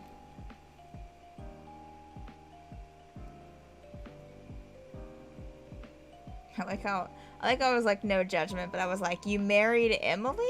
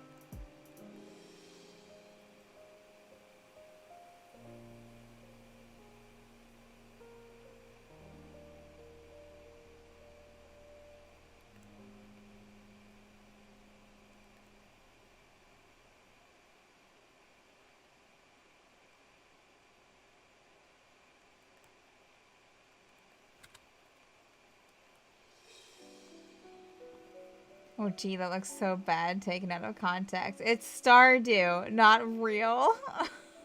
Oh, you wanted to marry Robin, but you know, she's already happily married, and her daughter is probably my age.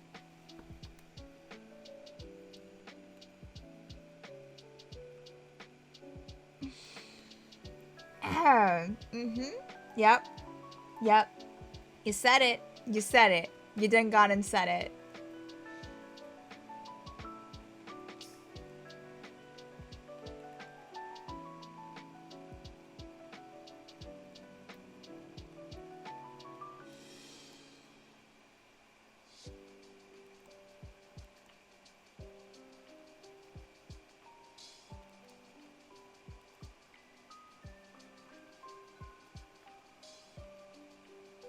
Nightbot, why didn't you stop me?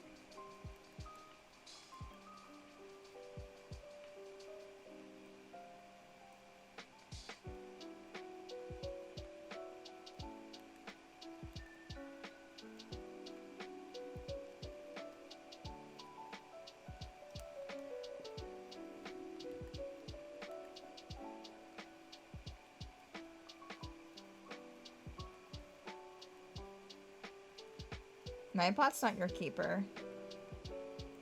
Oh, he had... Oh my gosh. Okay. Sorry. I just realized that Mallows had similar... Not similar armor to, like, Auron, but, like, had these little, like, leather, like, things that Auron had on his armor, too. who is also an elf. That's the only like similar thing. Just interesting to me.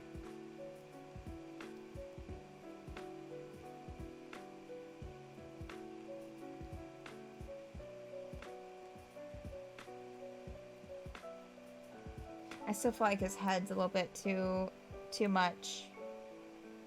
Let's see.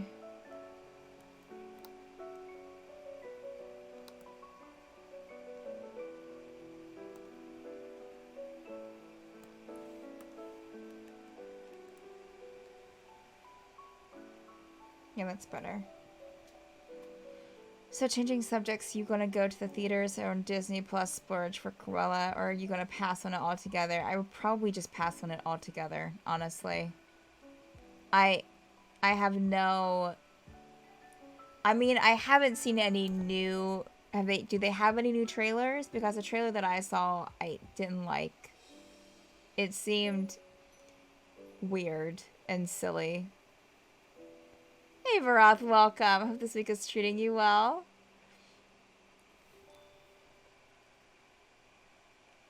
Are you going to go and see it, Jane Reedy?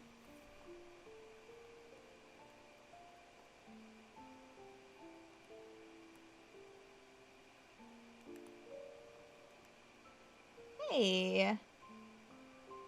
I was just thinking about you, Varath, but I haven't seen him around lately. I haven't seen him around a lot lately. Or this past week, I guess I should say. You've been hiding. There's a few new trailers that make it seem a bit more grounded. Okay, I'll have to check out the trailers and get back. But, like, the first one did not win me over in the least.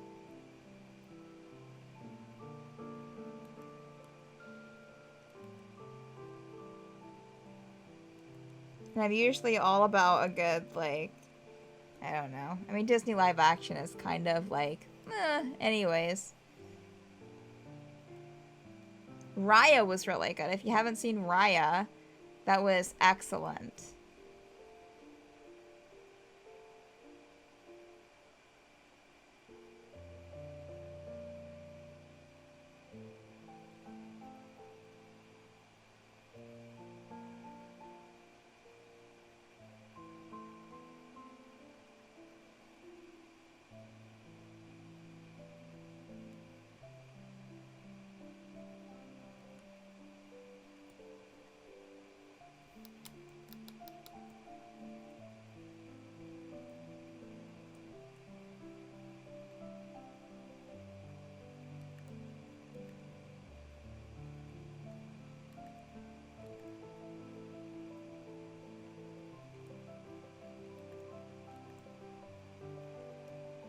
Maybe my sister really wants to see it, so I might convince her to help pitch in for D+. But then again, my sister's all about going back to theaters now, so who knows? Yeah, I don't know. I don't know. Well, I mean, once I'm vaccinated, I'll probably definitely feel better about it. Which will be next week. So maybe after that, sure. I mean, I assume the theaters are still open here. I assume they are. Let's see.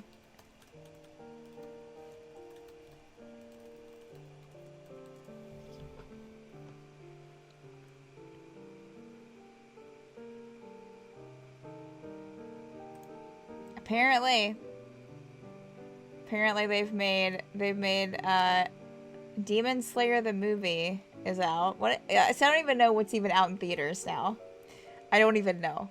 Demon Slayer, Godzilla vs. Kong, Mortal Kombat, which I've seen, Profile, Ryan the Last Dragon. Oh, okay.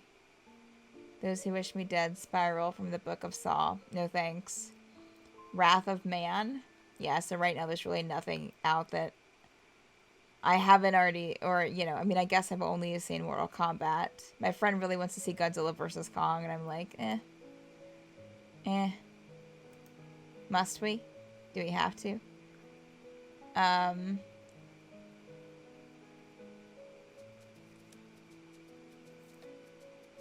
Oh, there's one called Holler that's filmed locally that's going to be interesting. Finding You romance drama. No thanks. Here Today with Billy Crystal. Interesting. Okay. Separation. The Dark Knight. Oh, that must be in their like film. They must be showing like older movies. Interesting. Okay. I know Regal is opening back up soon, if not already, and my sister is one of the Movie Pass members. Plague and overpriced popcorn. That's what you get in theaters. I saw Godzilla vs. Kong in theaters because my sister and her roommate really wanted to, but a lot of theaters have been open in GA, just, yeah. Indie theaters. Oh, sure, absolutely, Prof. I completely understand. Yeah, like, once I'm vaccinated, I'm not going to be against going to the theater. I just, and since my parents are both vaccinated, yeah, it'll definitely be a jump back in. I do want to support theaters, though. Like, I feel like there is definitely something different than watching it when you're, you know, unless you have, like, a huge, like, screen at home compared to watching it on a huge screen with a bunch of people.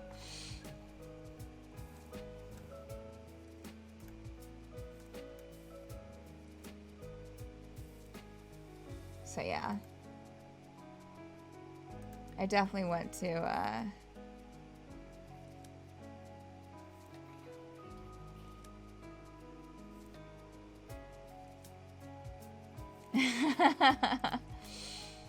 I mean, sure, yeah. Fully vaccinated the first week of June. Nice, nice.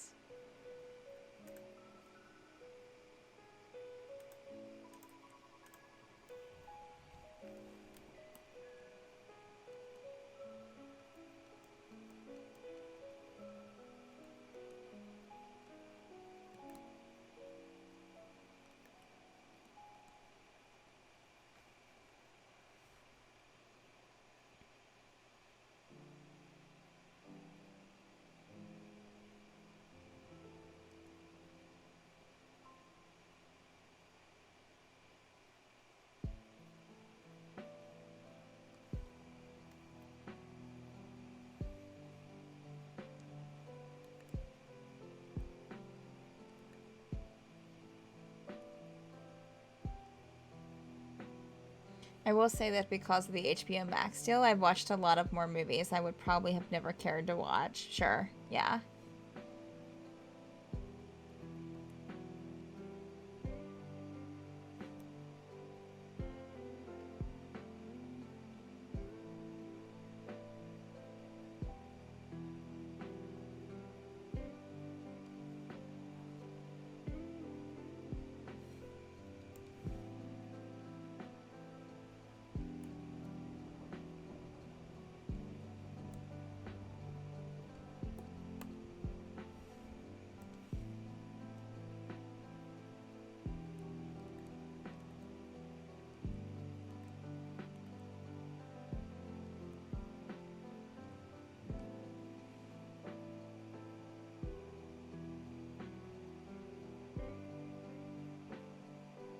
Oh no, this is Malos. They're very similar as far as like looks go.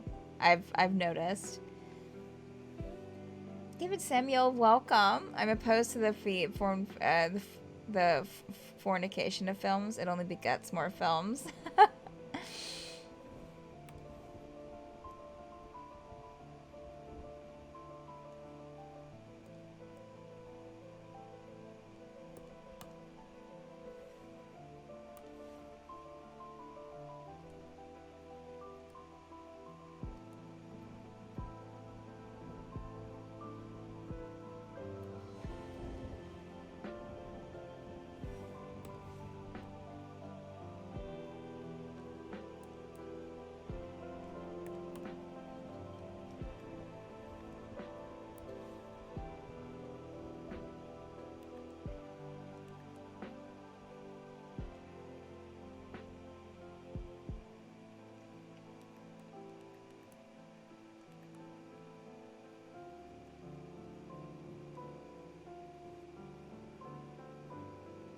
Malice was a PC. Jam Reedy. He was in the campaign for not very long. Back, probably around, maybe close to a year and a half, probably about 2 years ago now, probably. Or a little over 2 years ago, probably like 2.5 years ago. But yeah, so, he was played by, someone named Kevin, whom Ed knows, and, yeah, so Malos was a highborn elf, or high elf, I guess. Very fun character, yes. He was very, particular, very kind of like stuck up, I guess you could say, like very, very well-to-do, like, you know, with his finances. So he expected everything to be done for him. Snooty, that's the word. He expected everything to be done for him. Expected, like, servants to be around all the time. And if there wasn't servants around, he expected, like, us to do things for him. Like, you know, like, get more wine for him, or get more, you know, refill his cup, fetch things for him. Yeah, and he would get, you know, we would often get very aggravated with him. It was found out that, yeah, another one of the PCs at the time, Ormia, her family knew his family, and so she was supposed to, like, start teaching him. Anyways, the whole thing with Ormia, where she turned into a lich, like, kind of set a battle.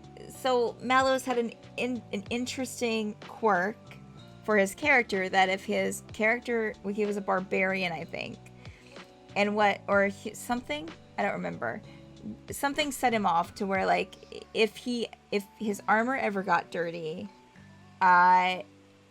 he would start rolling to see if he would attack something, and then he would attack and then he would roll for who he's going to attack if he did get to where he was going to attack. So that would happen anytime his armor got dirty. That only happened once.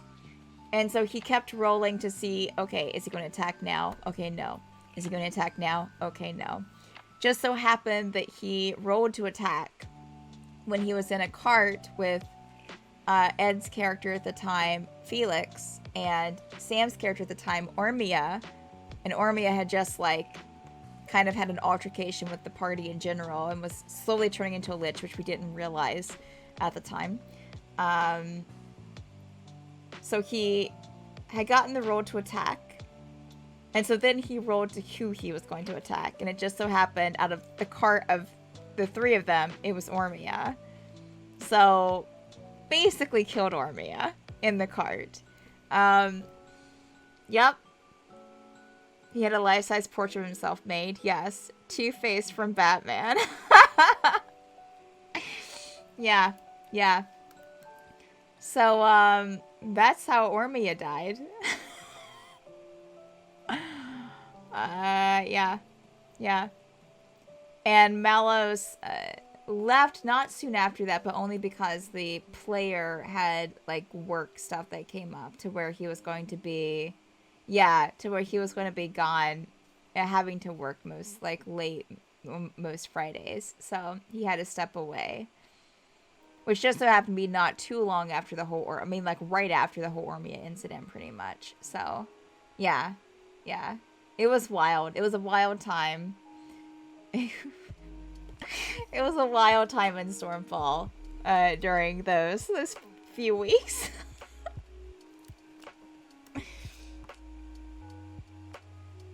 But honestly, it was just a fun character to be around because of the way he played off of other people. And, like, I really would have liked to have seen him not only deal with that whole incident in game, but also because Kevin, his player, talked about how he wanted to, like, how he hoped Malos would, like, kind of learn from the group and kind of mellow out and become more, you know, kind of like responsible for himself. And it would have been really interesting to see that arc, honestly. Like, there are times that I'm like, oh, I really miss, like, you know, having a snooty character in the group. It was fun. It was fun.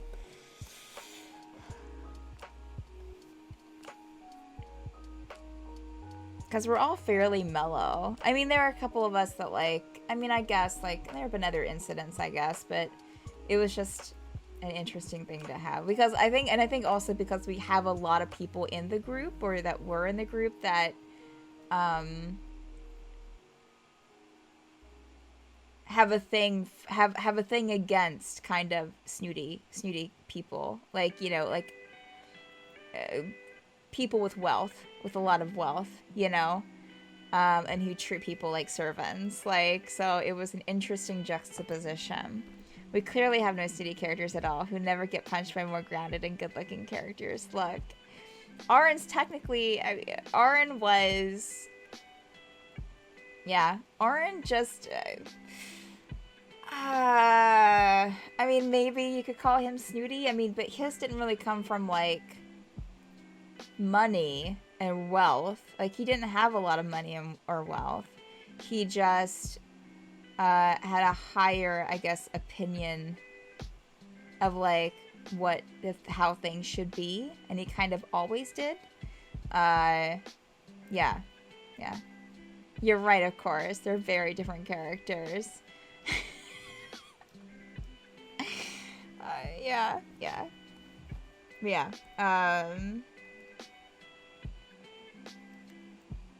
Yeah, I don't think the arm was quite at the level of Malos, for sure. But definitely had an attitude when he first came to the group, because he were these people.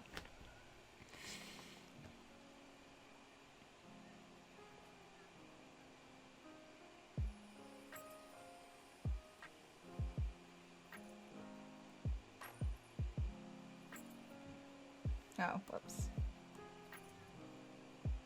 Malos was an Olympic athlete in terms of vanity. He really was. Kevin played him very well. A man of very specific needs. Arin, yes, he was. And his vanity could compete internationally. Yeah. Oh, yeah. Mm-hmm.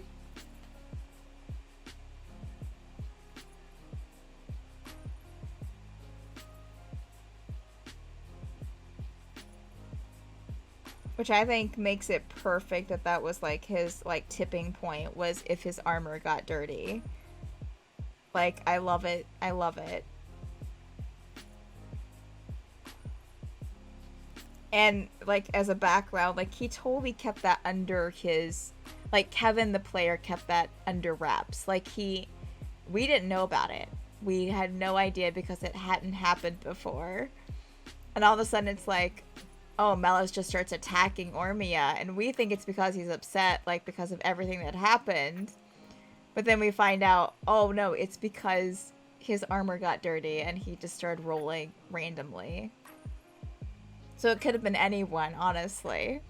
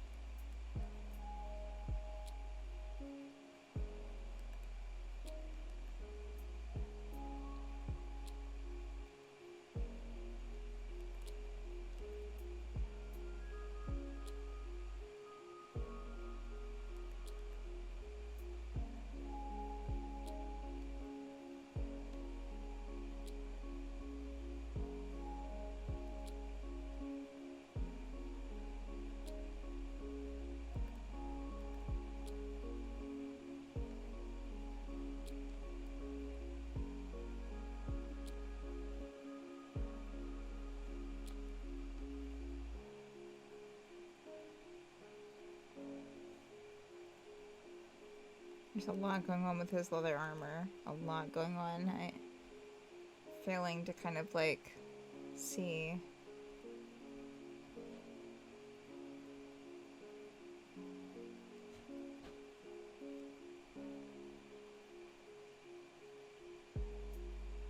Oh, is that chainmail? Probably. It's probably chainmail.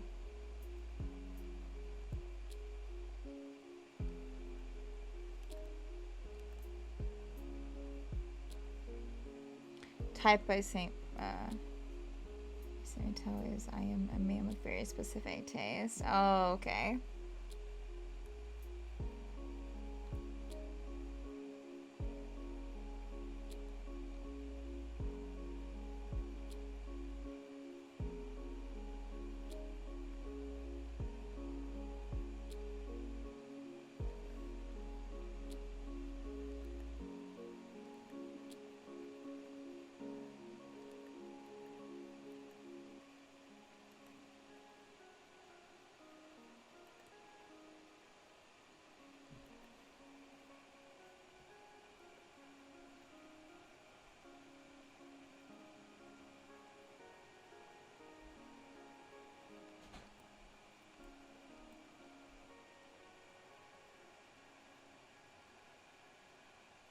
Oh, got you.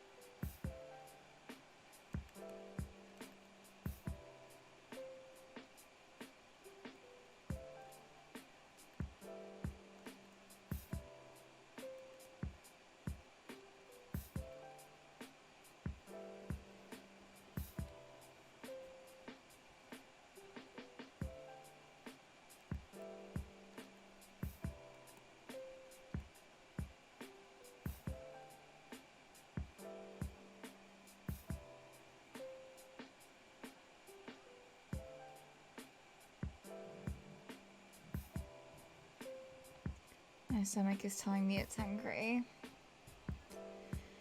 Got a half-hour stomach. Half hour. You can make it. You can make it. Got this. Oh, there's so much going on with this armor. Oh my gosh. Okay. Alright. Jeez.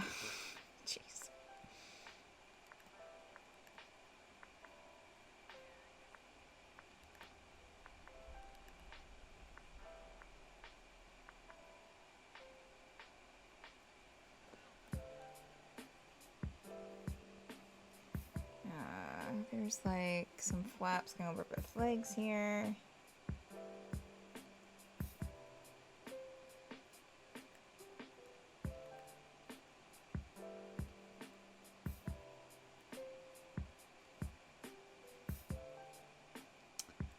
And over here.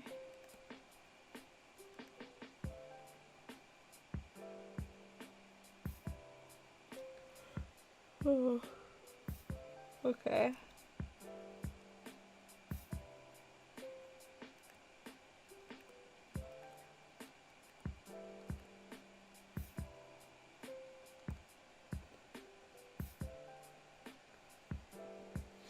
And let's see, just regular pants under that, but then almost to the knee boots. But let's see.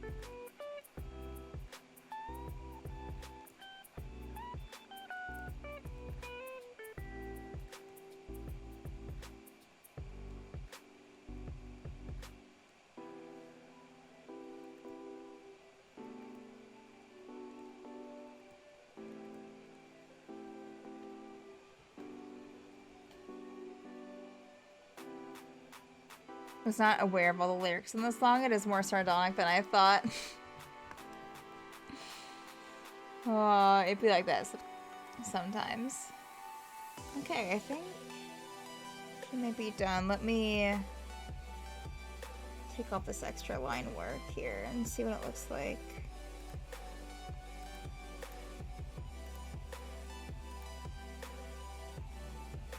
Oh, I didn't finish his leg.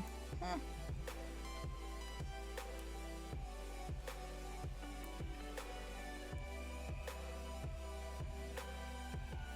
Okay, everything. Oh, wait, over here.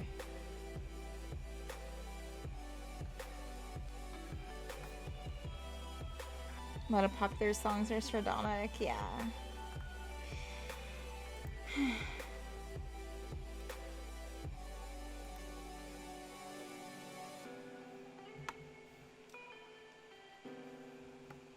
Okay, let's just cut that out. Let's see.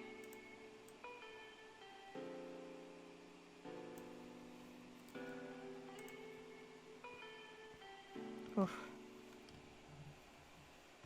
Did an arm workout this morning and I'm feeling it. I'm feeling it.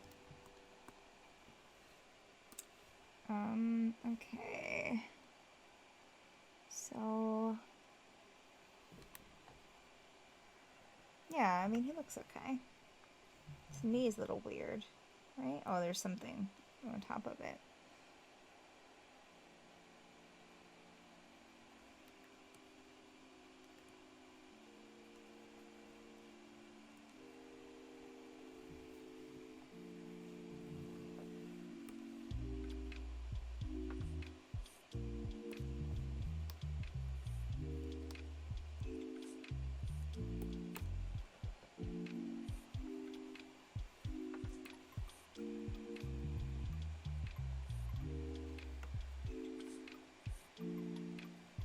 And this is gonna say servant in it.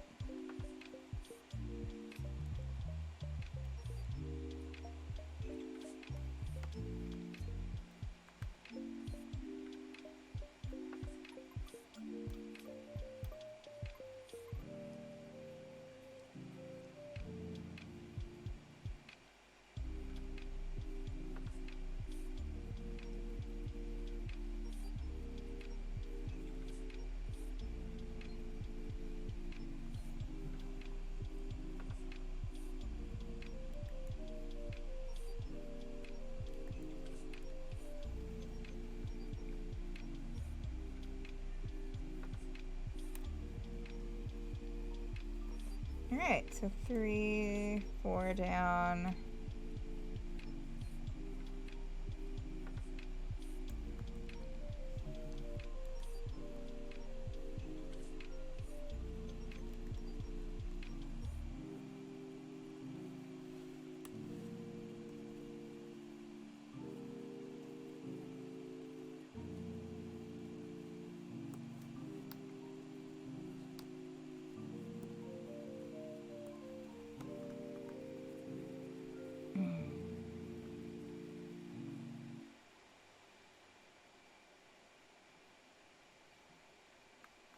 Yeah, so just have Garrick to go.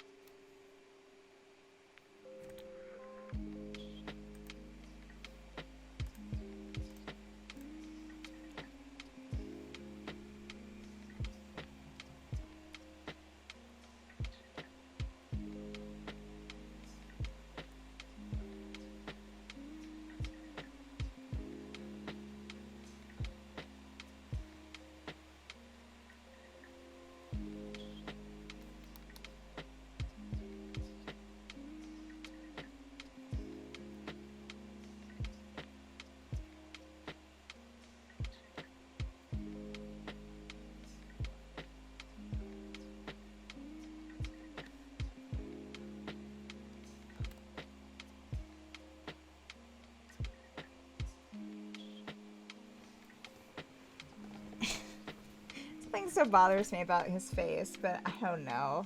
I think I'm just being just like...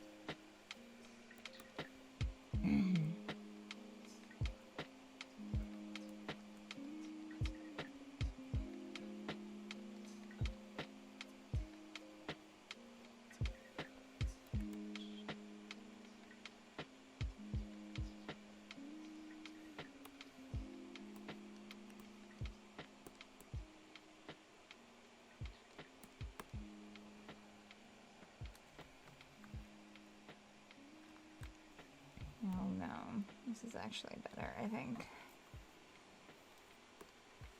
I tried these eyes last week and I didn't really care for them, but...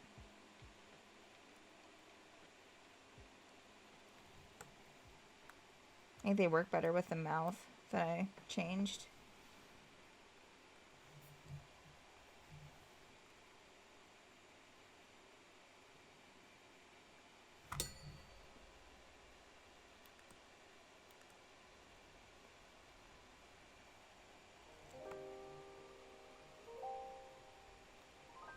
Okay. Yeah.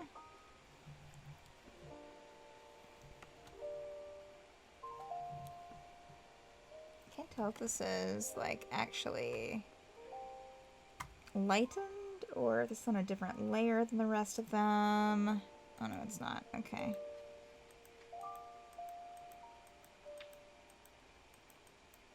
Okay. Decided to put that on a color layer. That's cool. That's, okay. Oh, that's the white block. Okay. Gotcha.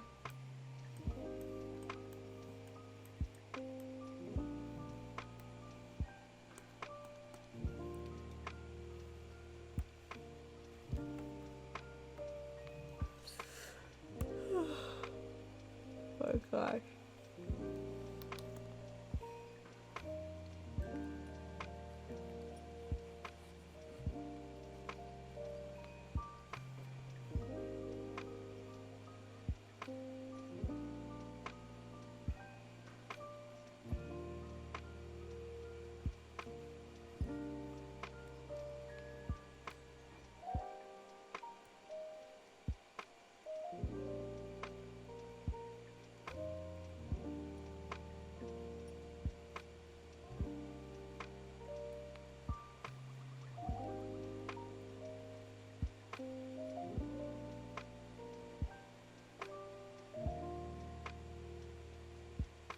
It's now dawning upon you, you're yawning.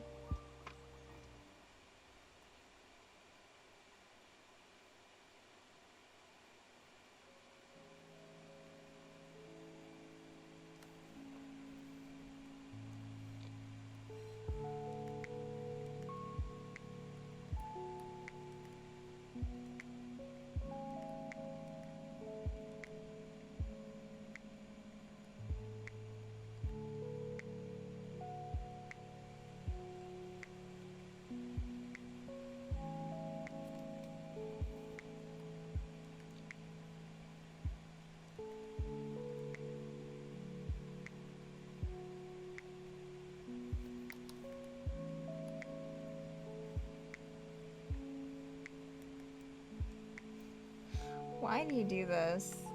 Why? Why? Here we are. Okay.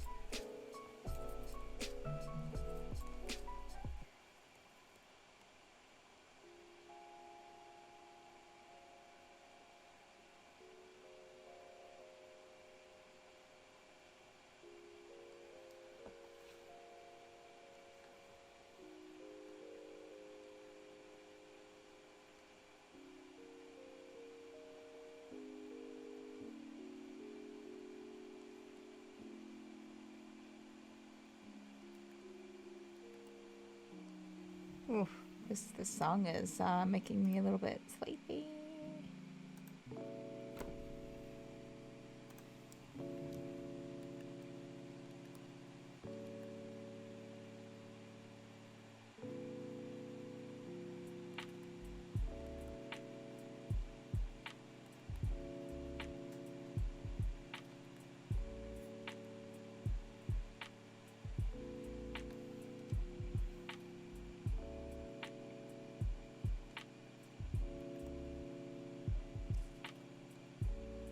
Wake up, wake up!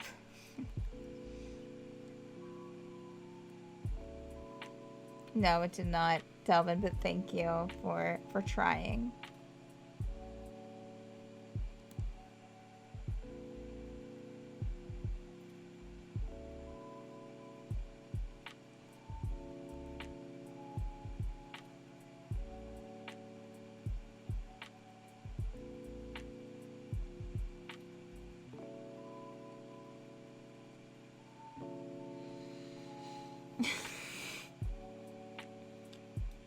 Wow. What a mood. What a mood.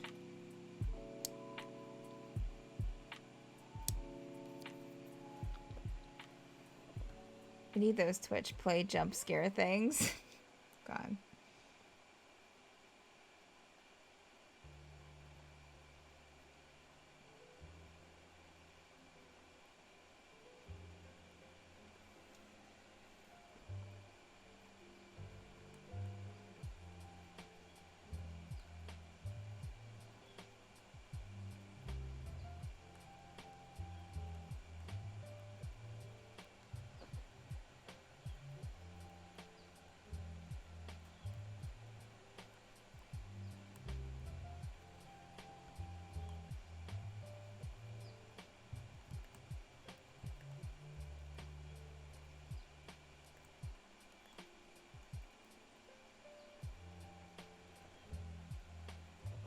That would make the campaigns hell, but it'd be fun. Oh my gosh.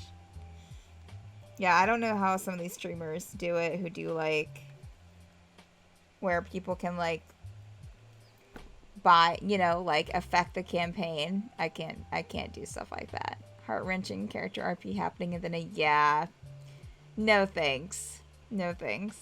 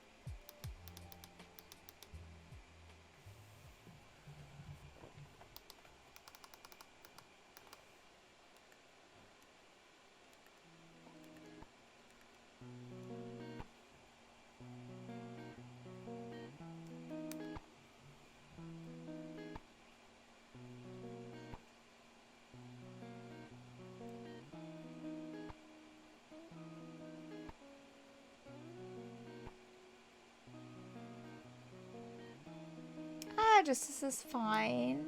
Oh, I'm sure that my parents are pampering him. Served food, yes. Yeah, he's doing okay.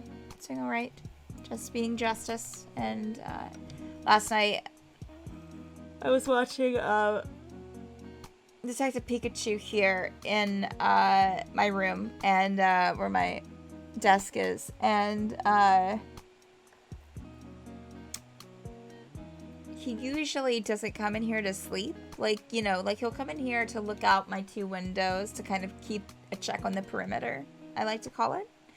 He's on guard. But do his rounds. But he doesn't usually come in here and like spend time. Usually, it's just kind of come in here, take a look at things, and leave. Last night, well, sometimes he'll try like the one thing he likes to do is after like my parents go to sleep, like, and I guess if he's ready to like play or he's not ready to sleep, like he'll God, I feel like there's like a hair on my face. He'll come in my room and not settle, just kind of like nose around, like, you know, look at everything. And, you know, and I mean everything. But like last night, he came into my room. Like there was one point where last night I was watching the movie and I was on a chat with some other friends who were watching it too. And he like was like, something must have like, oh, interesting. Okay. Well, I didn't realize that I was getting that little like thing, and I know why. I didn't look over my camera and see that yet. But there was one time where he must have saw something outside in the living room, and oh, it's fixed now. Let me just fix this really quick, and I can concentrate. Okay, that's better. He must have saw something in the living room because he came running in here, like pushed open the door. I thought it was closed, but it must have not been. Pushed open the door and went directly, like ran to the window and like looked out and was like peering his head. And he would go like frantically like back to the door, leave, and immediately come right back. So he must have seen something out one of the windows that like he was interested in. Probably like a deer or something. And, or maybe like a raccoon. I don't know. And, so yeah. After that was done though, he left, came back, and was just kind of like nosing about. I was watching the movie still. We still had about probably like a half hour of the movie to go. Literally came in here and just like laid behind my chair. I don't know why he likes to lay. Anytime that he does lay in my room, it's behind my desk chair, like against the wall. Like I have a bed in here. I have blankets. Like there's plenty of comfy places for him to like lay down. But he's like, no, I want to be against the wall, here in the corner where you're not looking at me. But he sat back there and watched the movie for like 40 minutes. And then fell asleep until I went to bed, which was like an hour after that. But yeah, super cute. So Justice is fine. He's fine. He likes to be held. If you put him down after, like while he's being held and he hasn't chosen to be put down, like he hasn't gotten down himself, he will then go and find someone else to hold him, like until someone listens to him. And if not, he will be upset.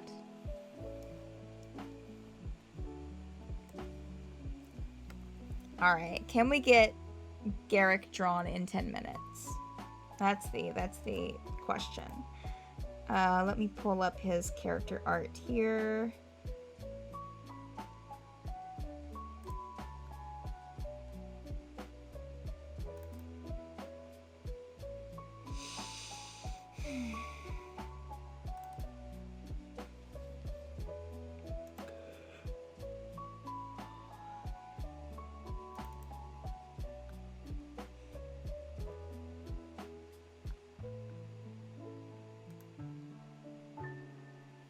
I just gotta find him.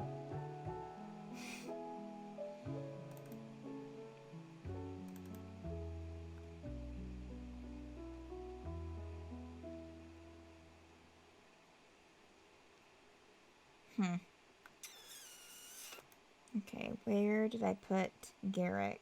That's the question.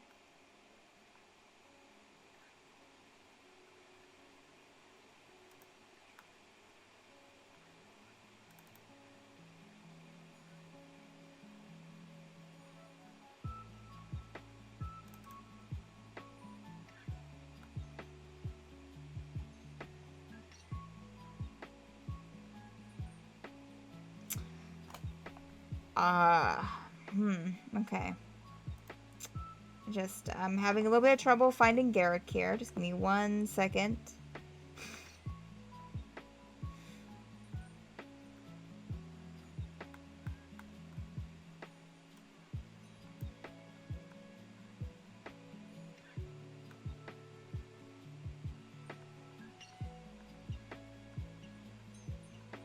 Well, I know he's here somewhere.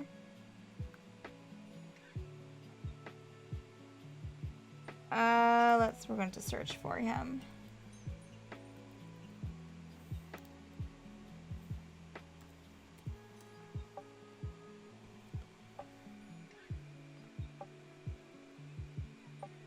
We might not be able to get Garrick drawn. Oh, there he is. Okay.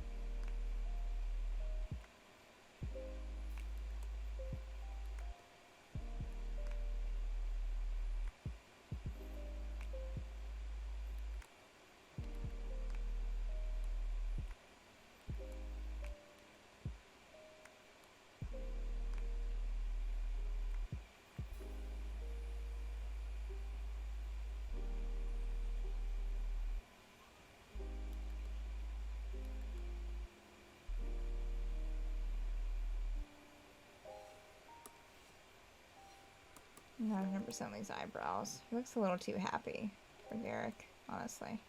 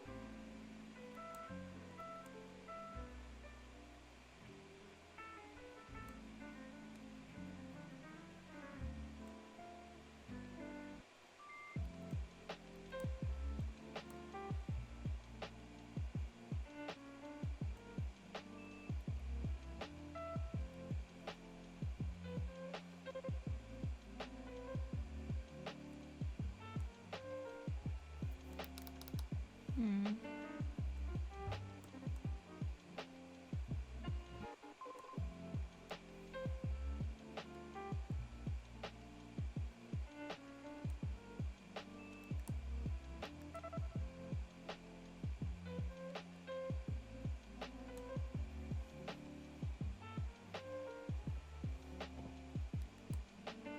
Might change his arm being over to the. Might just have him just maybe like explaining something to the llama.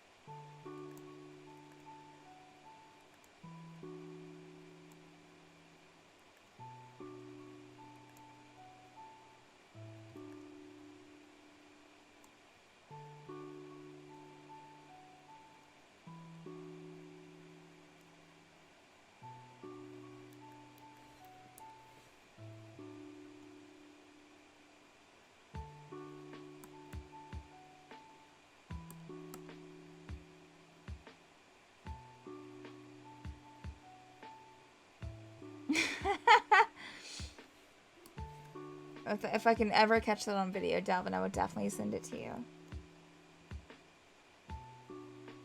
Justice reigns from above.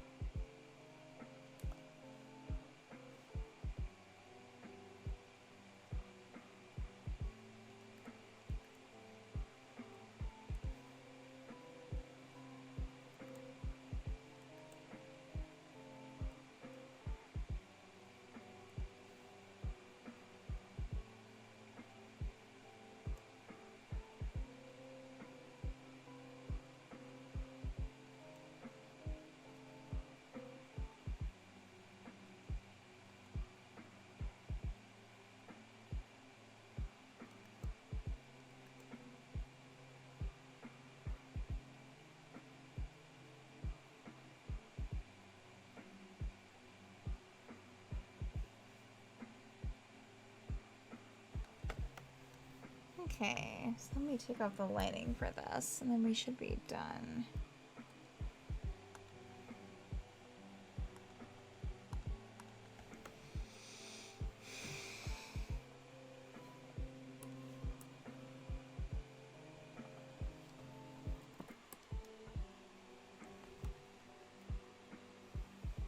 Okay. Yeah, cute.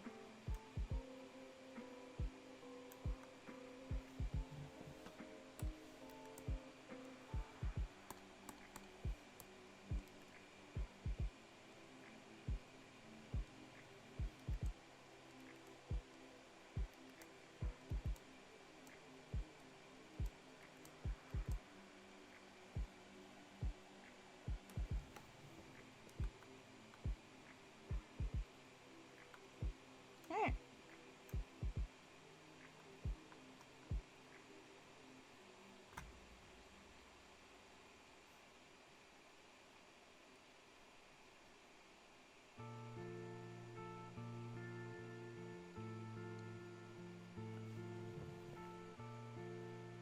Alright, I think it's auto-saving because it's taking forever.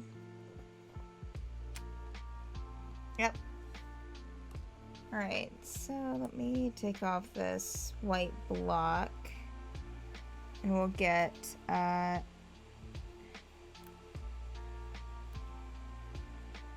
no, that's not what I wanted to do.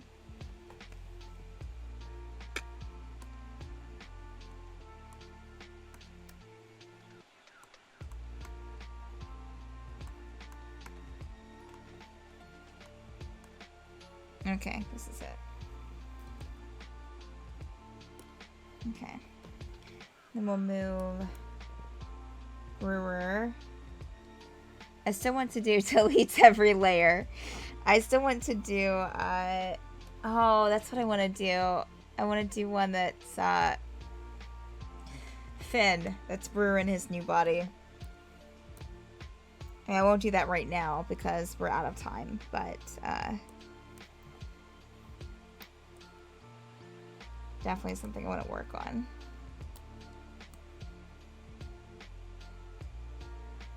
We can actually make Garrick and his llama Thane. No, Dr. Delvin.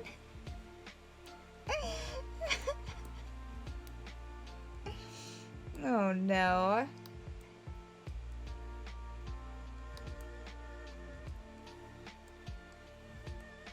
I don't want to cut off that.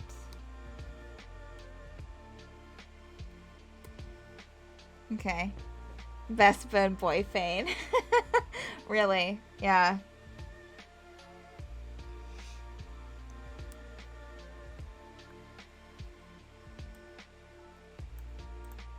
He looks kind of weird by himself, but it's okay. It's alright. Okay. Oh, I forgot I didn't move up the extra stuff here. Which was on his lap.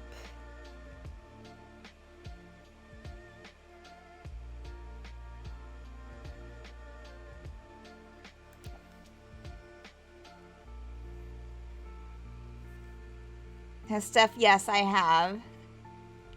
It just said earlier, we think. Would it be MadArt if she did? True. It's not called sane art. Oh my god. Yeah, we have to keep things off the cuff here, y'all. We have to keep it off the cuff. Alright, so we have the drawings for these done. We'll see if Stephanie can work on any of these during the week to, like, get them along more. But, or possibly at least get the most recent iteration of Brewer / Finn at least drawn like the rest of them. So yeah, next will be line work as well as coloring. So yeah, should be fun. Should be exciting time. I'm like hungry, and also like I just got hit by a wave of like sleepiness for, like the last like half hour. So I'm because I didn't drink all of my caffeinated tea. That's probably a reason. So I think that's where we're going to call it. It's all saved up. Sorry that like 70% of the stream today was me talking. Not a huge amount of work done, but mad naps with Steph. I mean, yes, possibly. Here's the thing though, is that like with my brain, this is why I had to start taking melatonin gummies, is because like I can be tired. I can be like so sleepy and then lay down and like can't sleep, won't sleep. Like that's been a recent development in my life. So, you're sorry that 70% was talking? You mean down from the usual 78? So, napping, I've tried to nap for the past, like, every once in a while, like, when I'm, like, sleepy like this, like, for the past, like, few weeks. Can't do it. Can't do it. Like, if anything, like, I'll fall asleep for maybe, like, 5 minutes. Hey, can we think about these 17 anxieties now? Exactly. So, yeah. Yeah.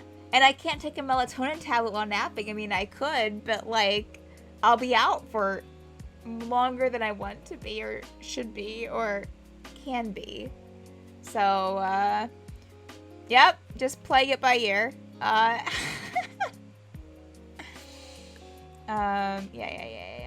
Alright, well, again, you've been watching MadArt with Steph, where we work on fan art every Friday, usual Fridays. Now, stop, it's hammer time. Like you say, hammer is an anesthetic. Works every time.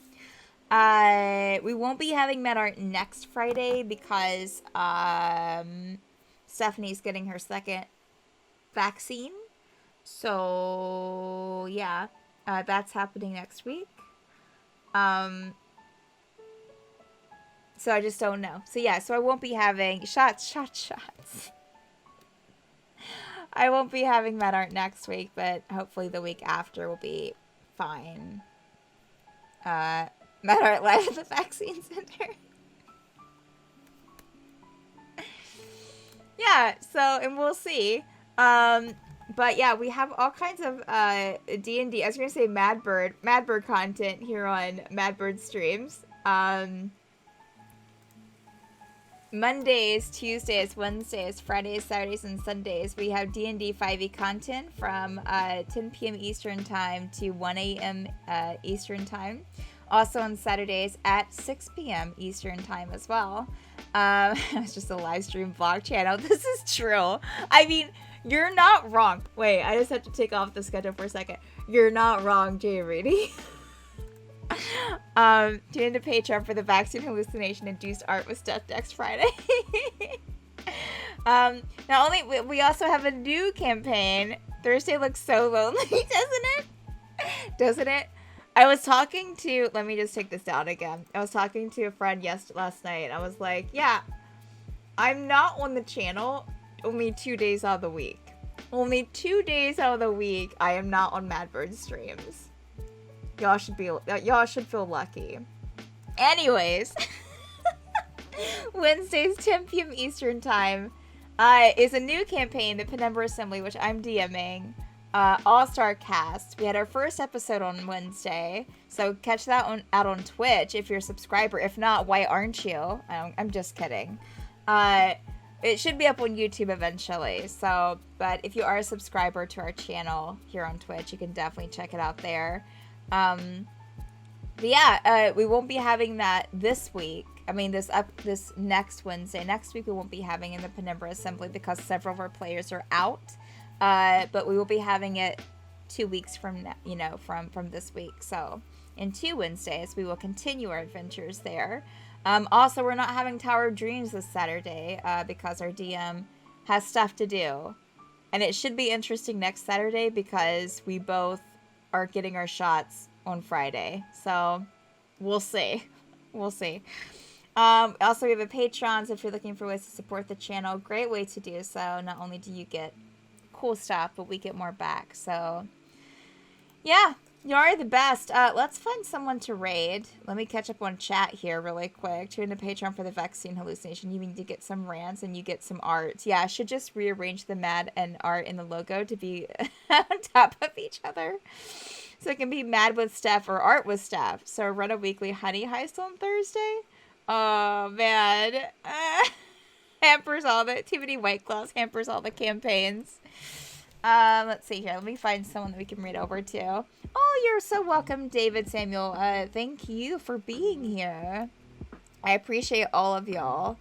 Let's try to find an art streamer that we can go and read over to. There's not a lot of people actually going today. That's weird.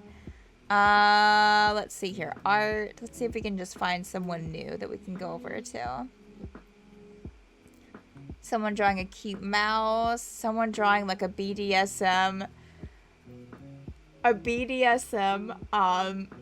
cereal, like the Frankenberry and Count Chocula cereal mascots. I might just have to go over there. Like, I might just have to send Jill over. We'll see. Let's see here. Anyone else doing anything interesting? I'm in a work computer. Okay, no. I won't do that then. I won't do it. Oh, here's some cute, like, character drawings. We'll probably do that. Let's see here. Ooh, this looks fun. Oh, that's Ellie Briggs.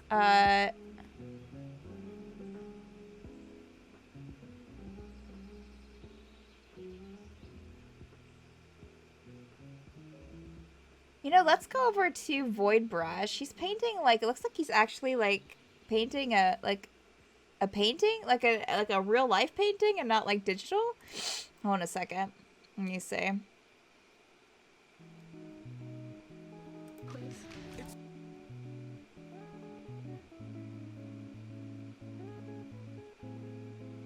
Oh, I got a freaking commercial. Yeah, let's just head over there. Yeah, so we're gonna head over to Void Brush, give him a caw in the chat. Looks like he's painting a really cool painting right now, so that's super exciting. But go and give him some love. It looks beautiful. So thank y'all again. Y'all are the best. Have a wonderful rest of your Friday. We'll see you at Stormfall tonight, 10 p.m. Eastern time, or one of our other campaigns will accept Tower of Dreams. But stop in tonight if you don't have anything to do. It should be exciting.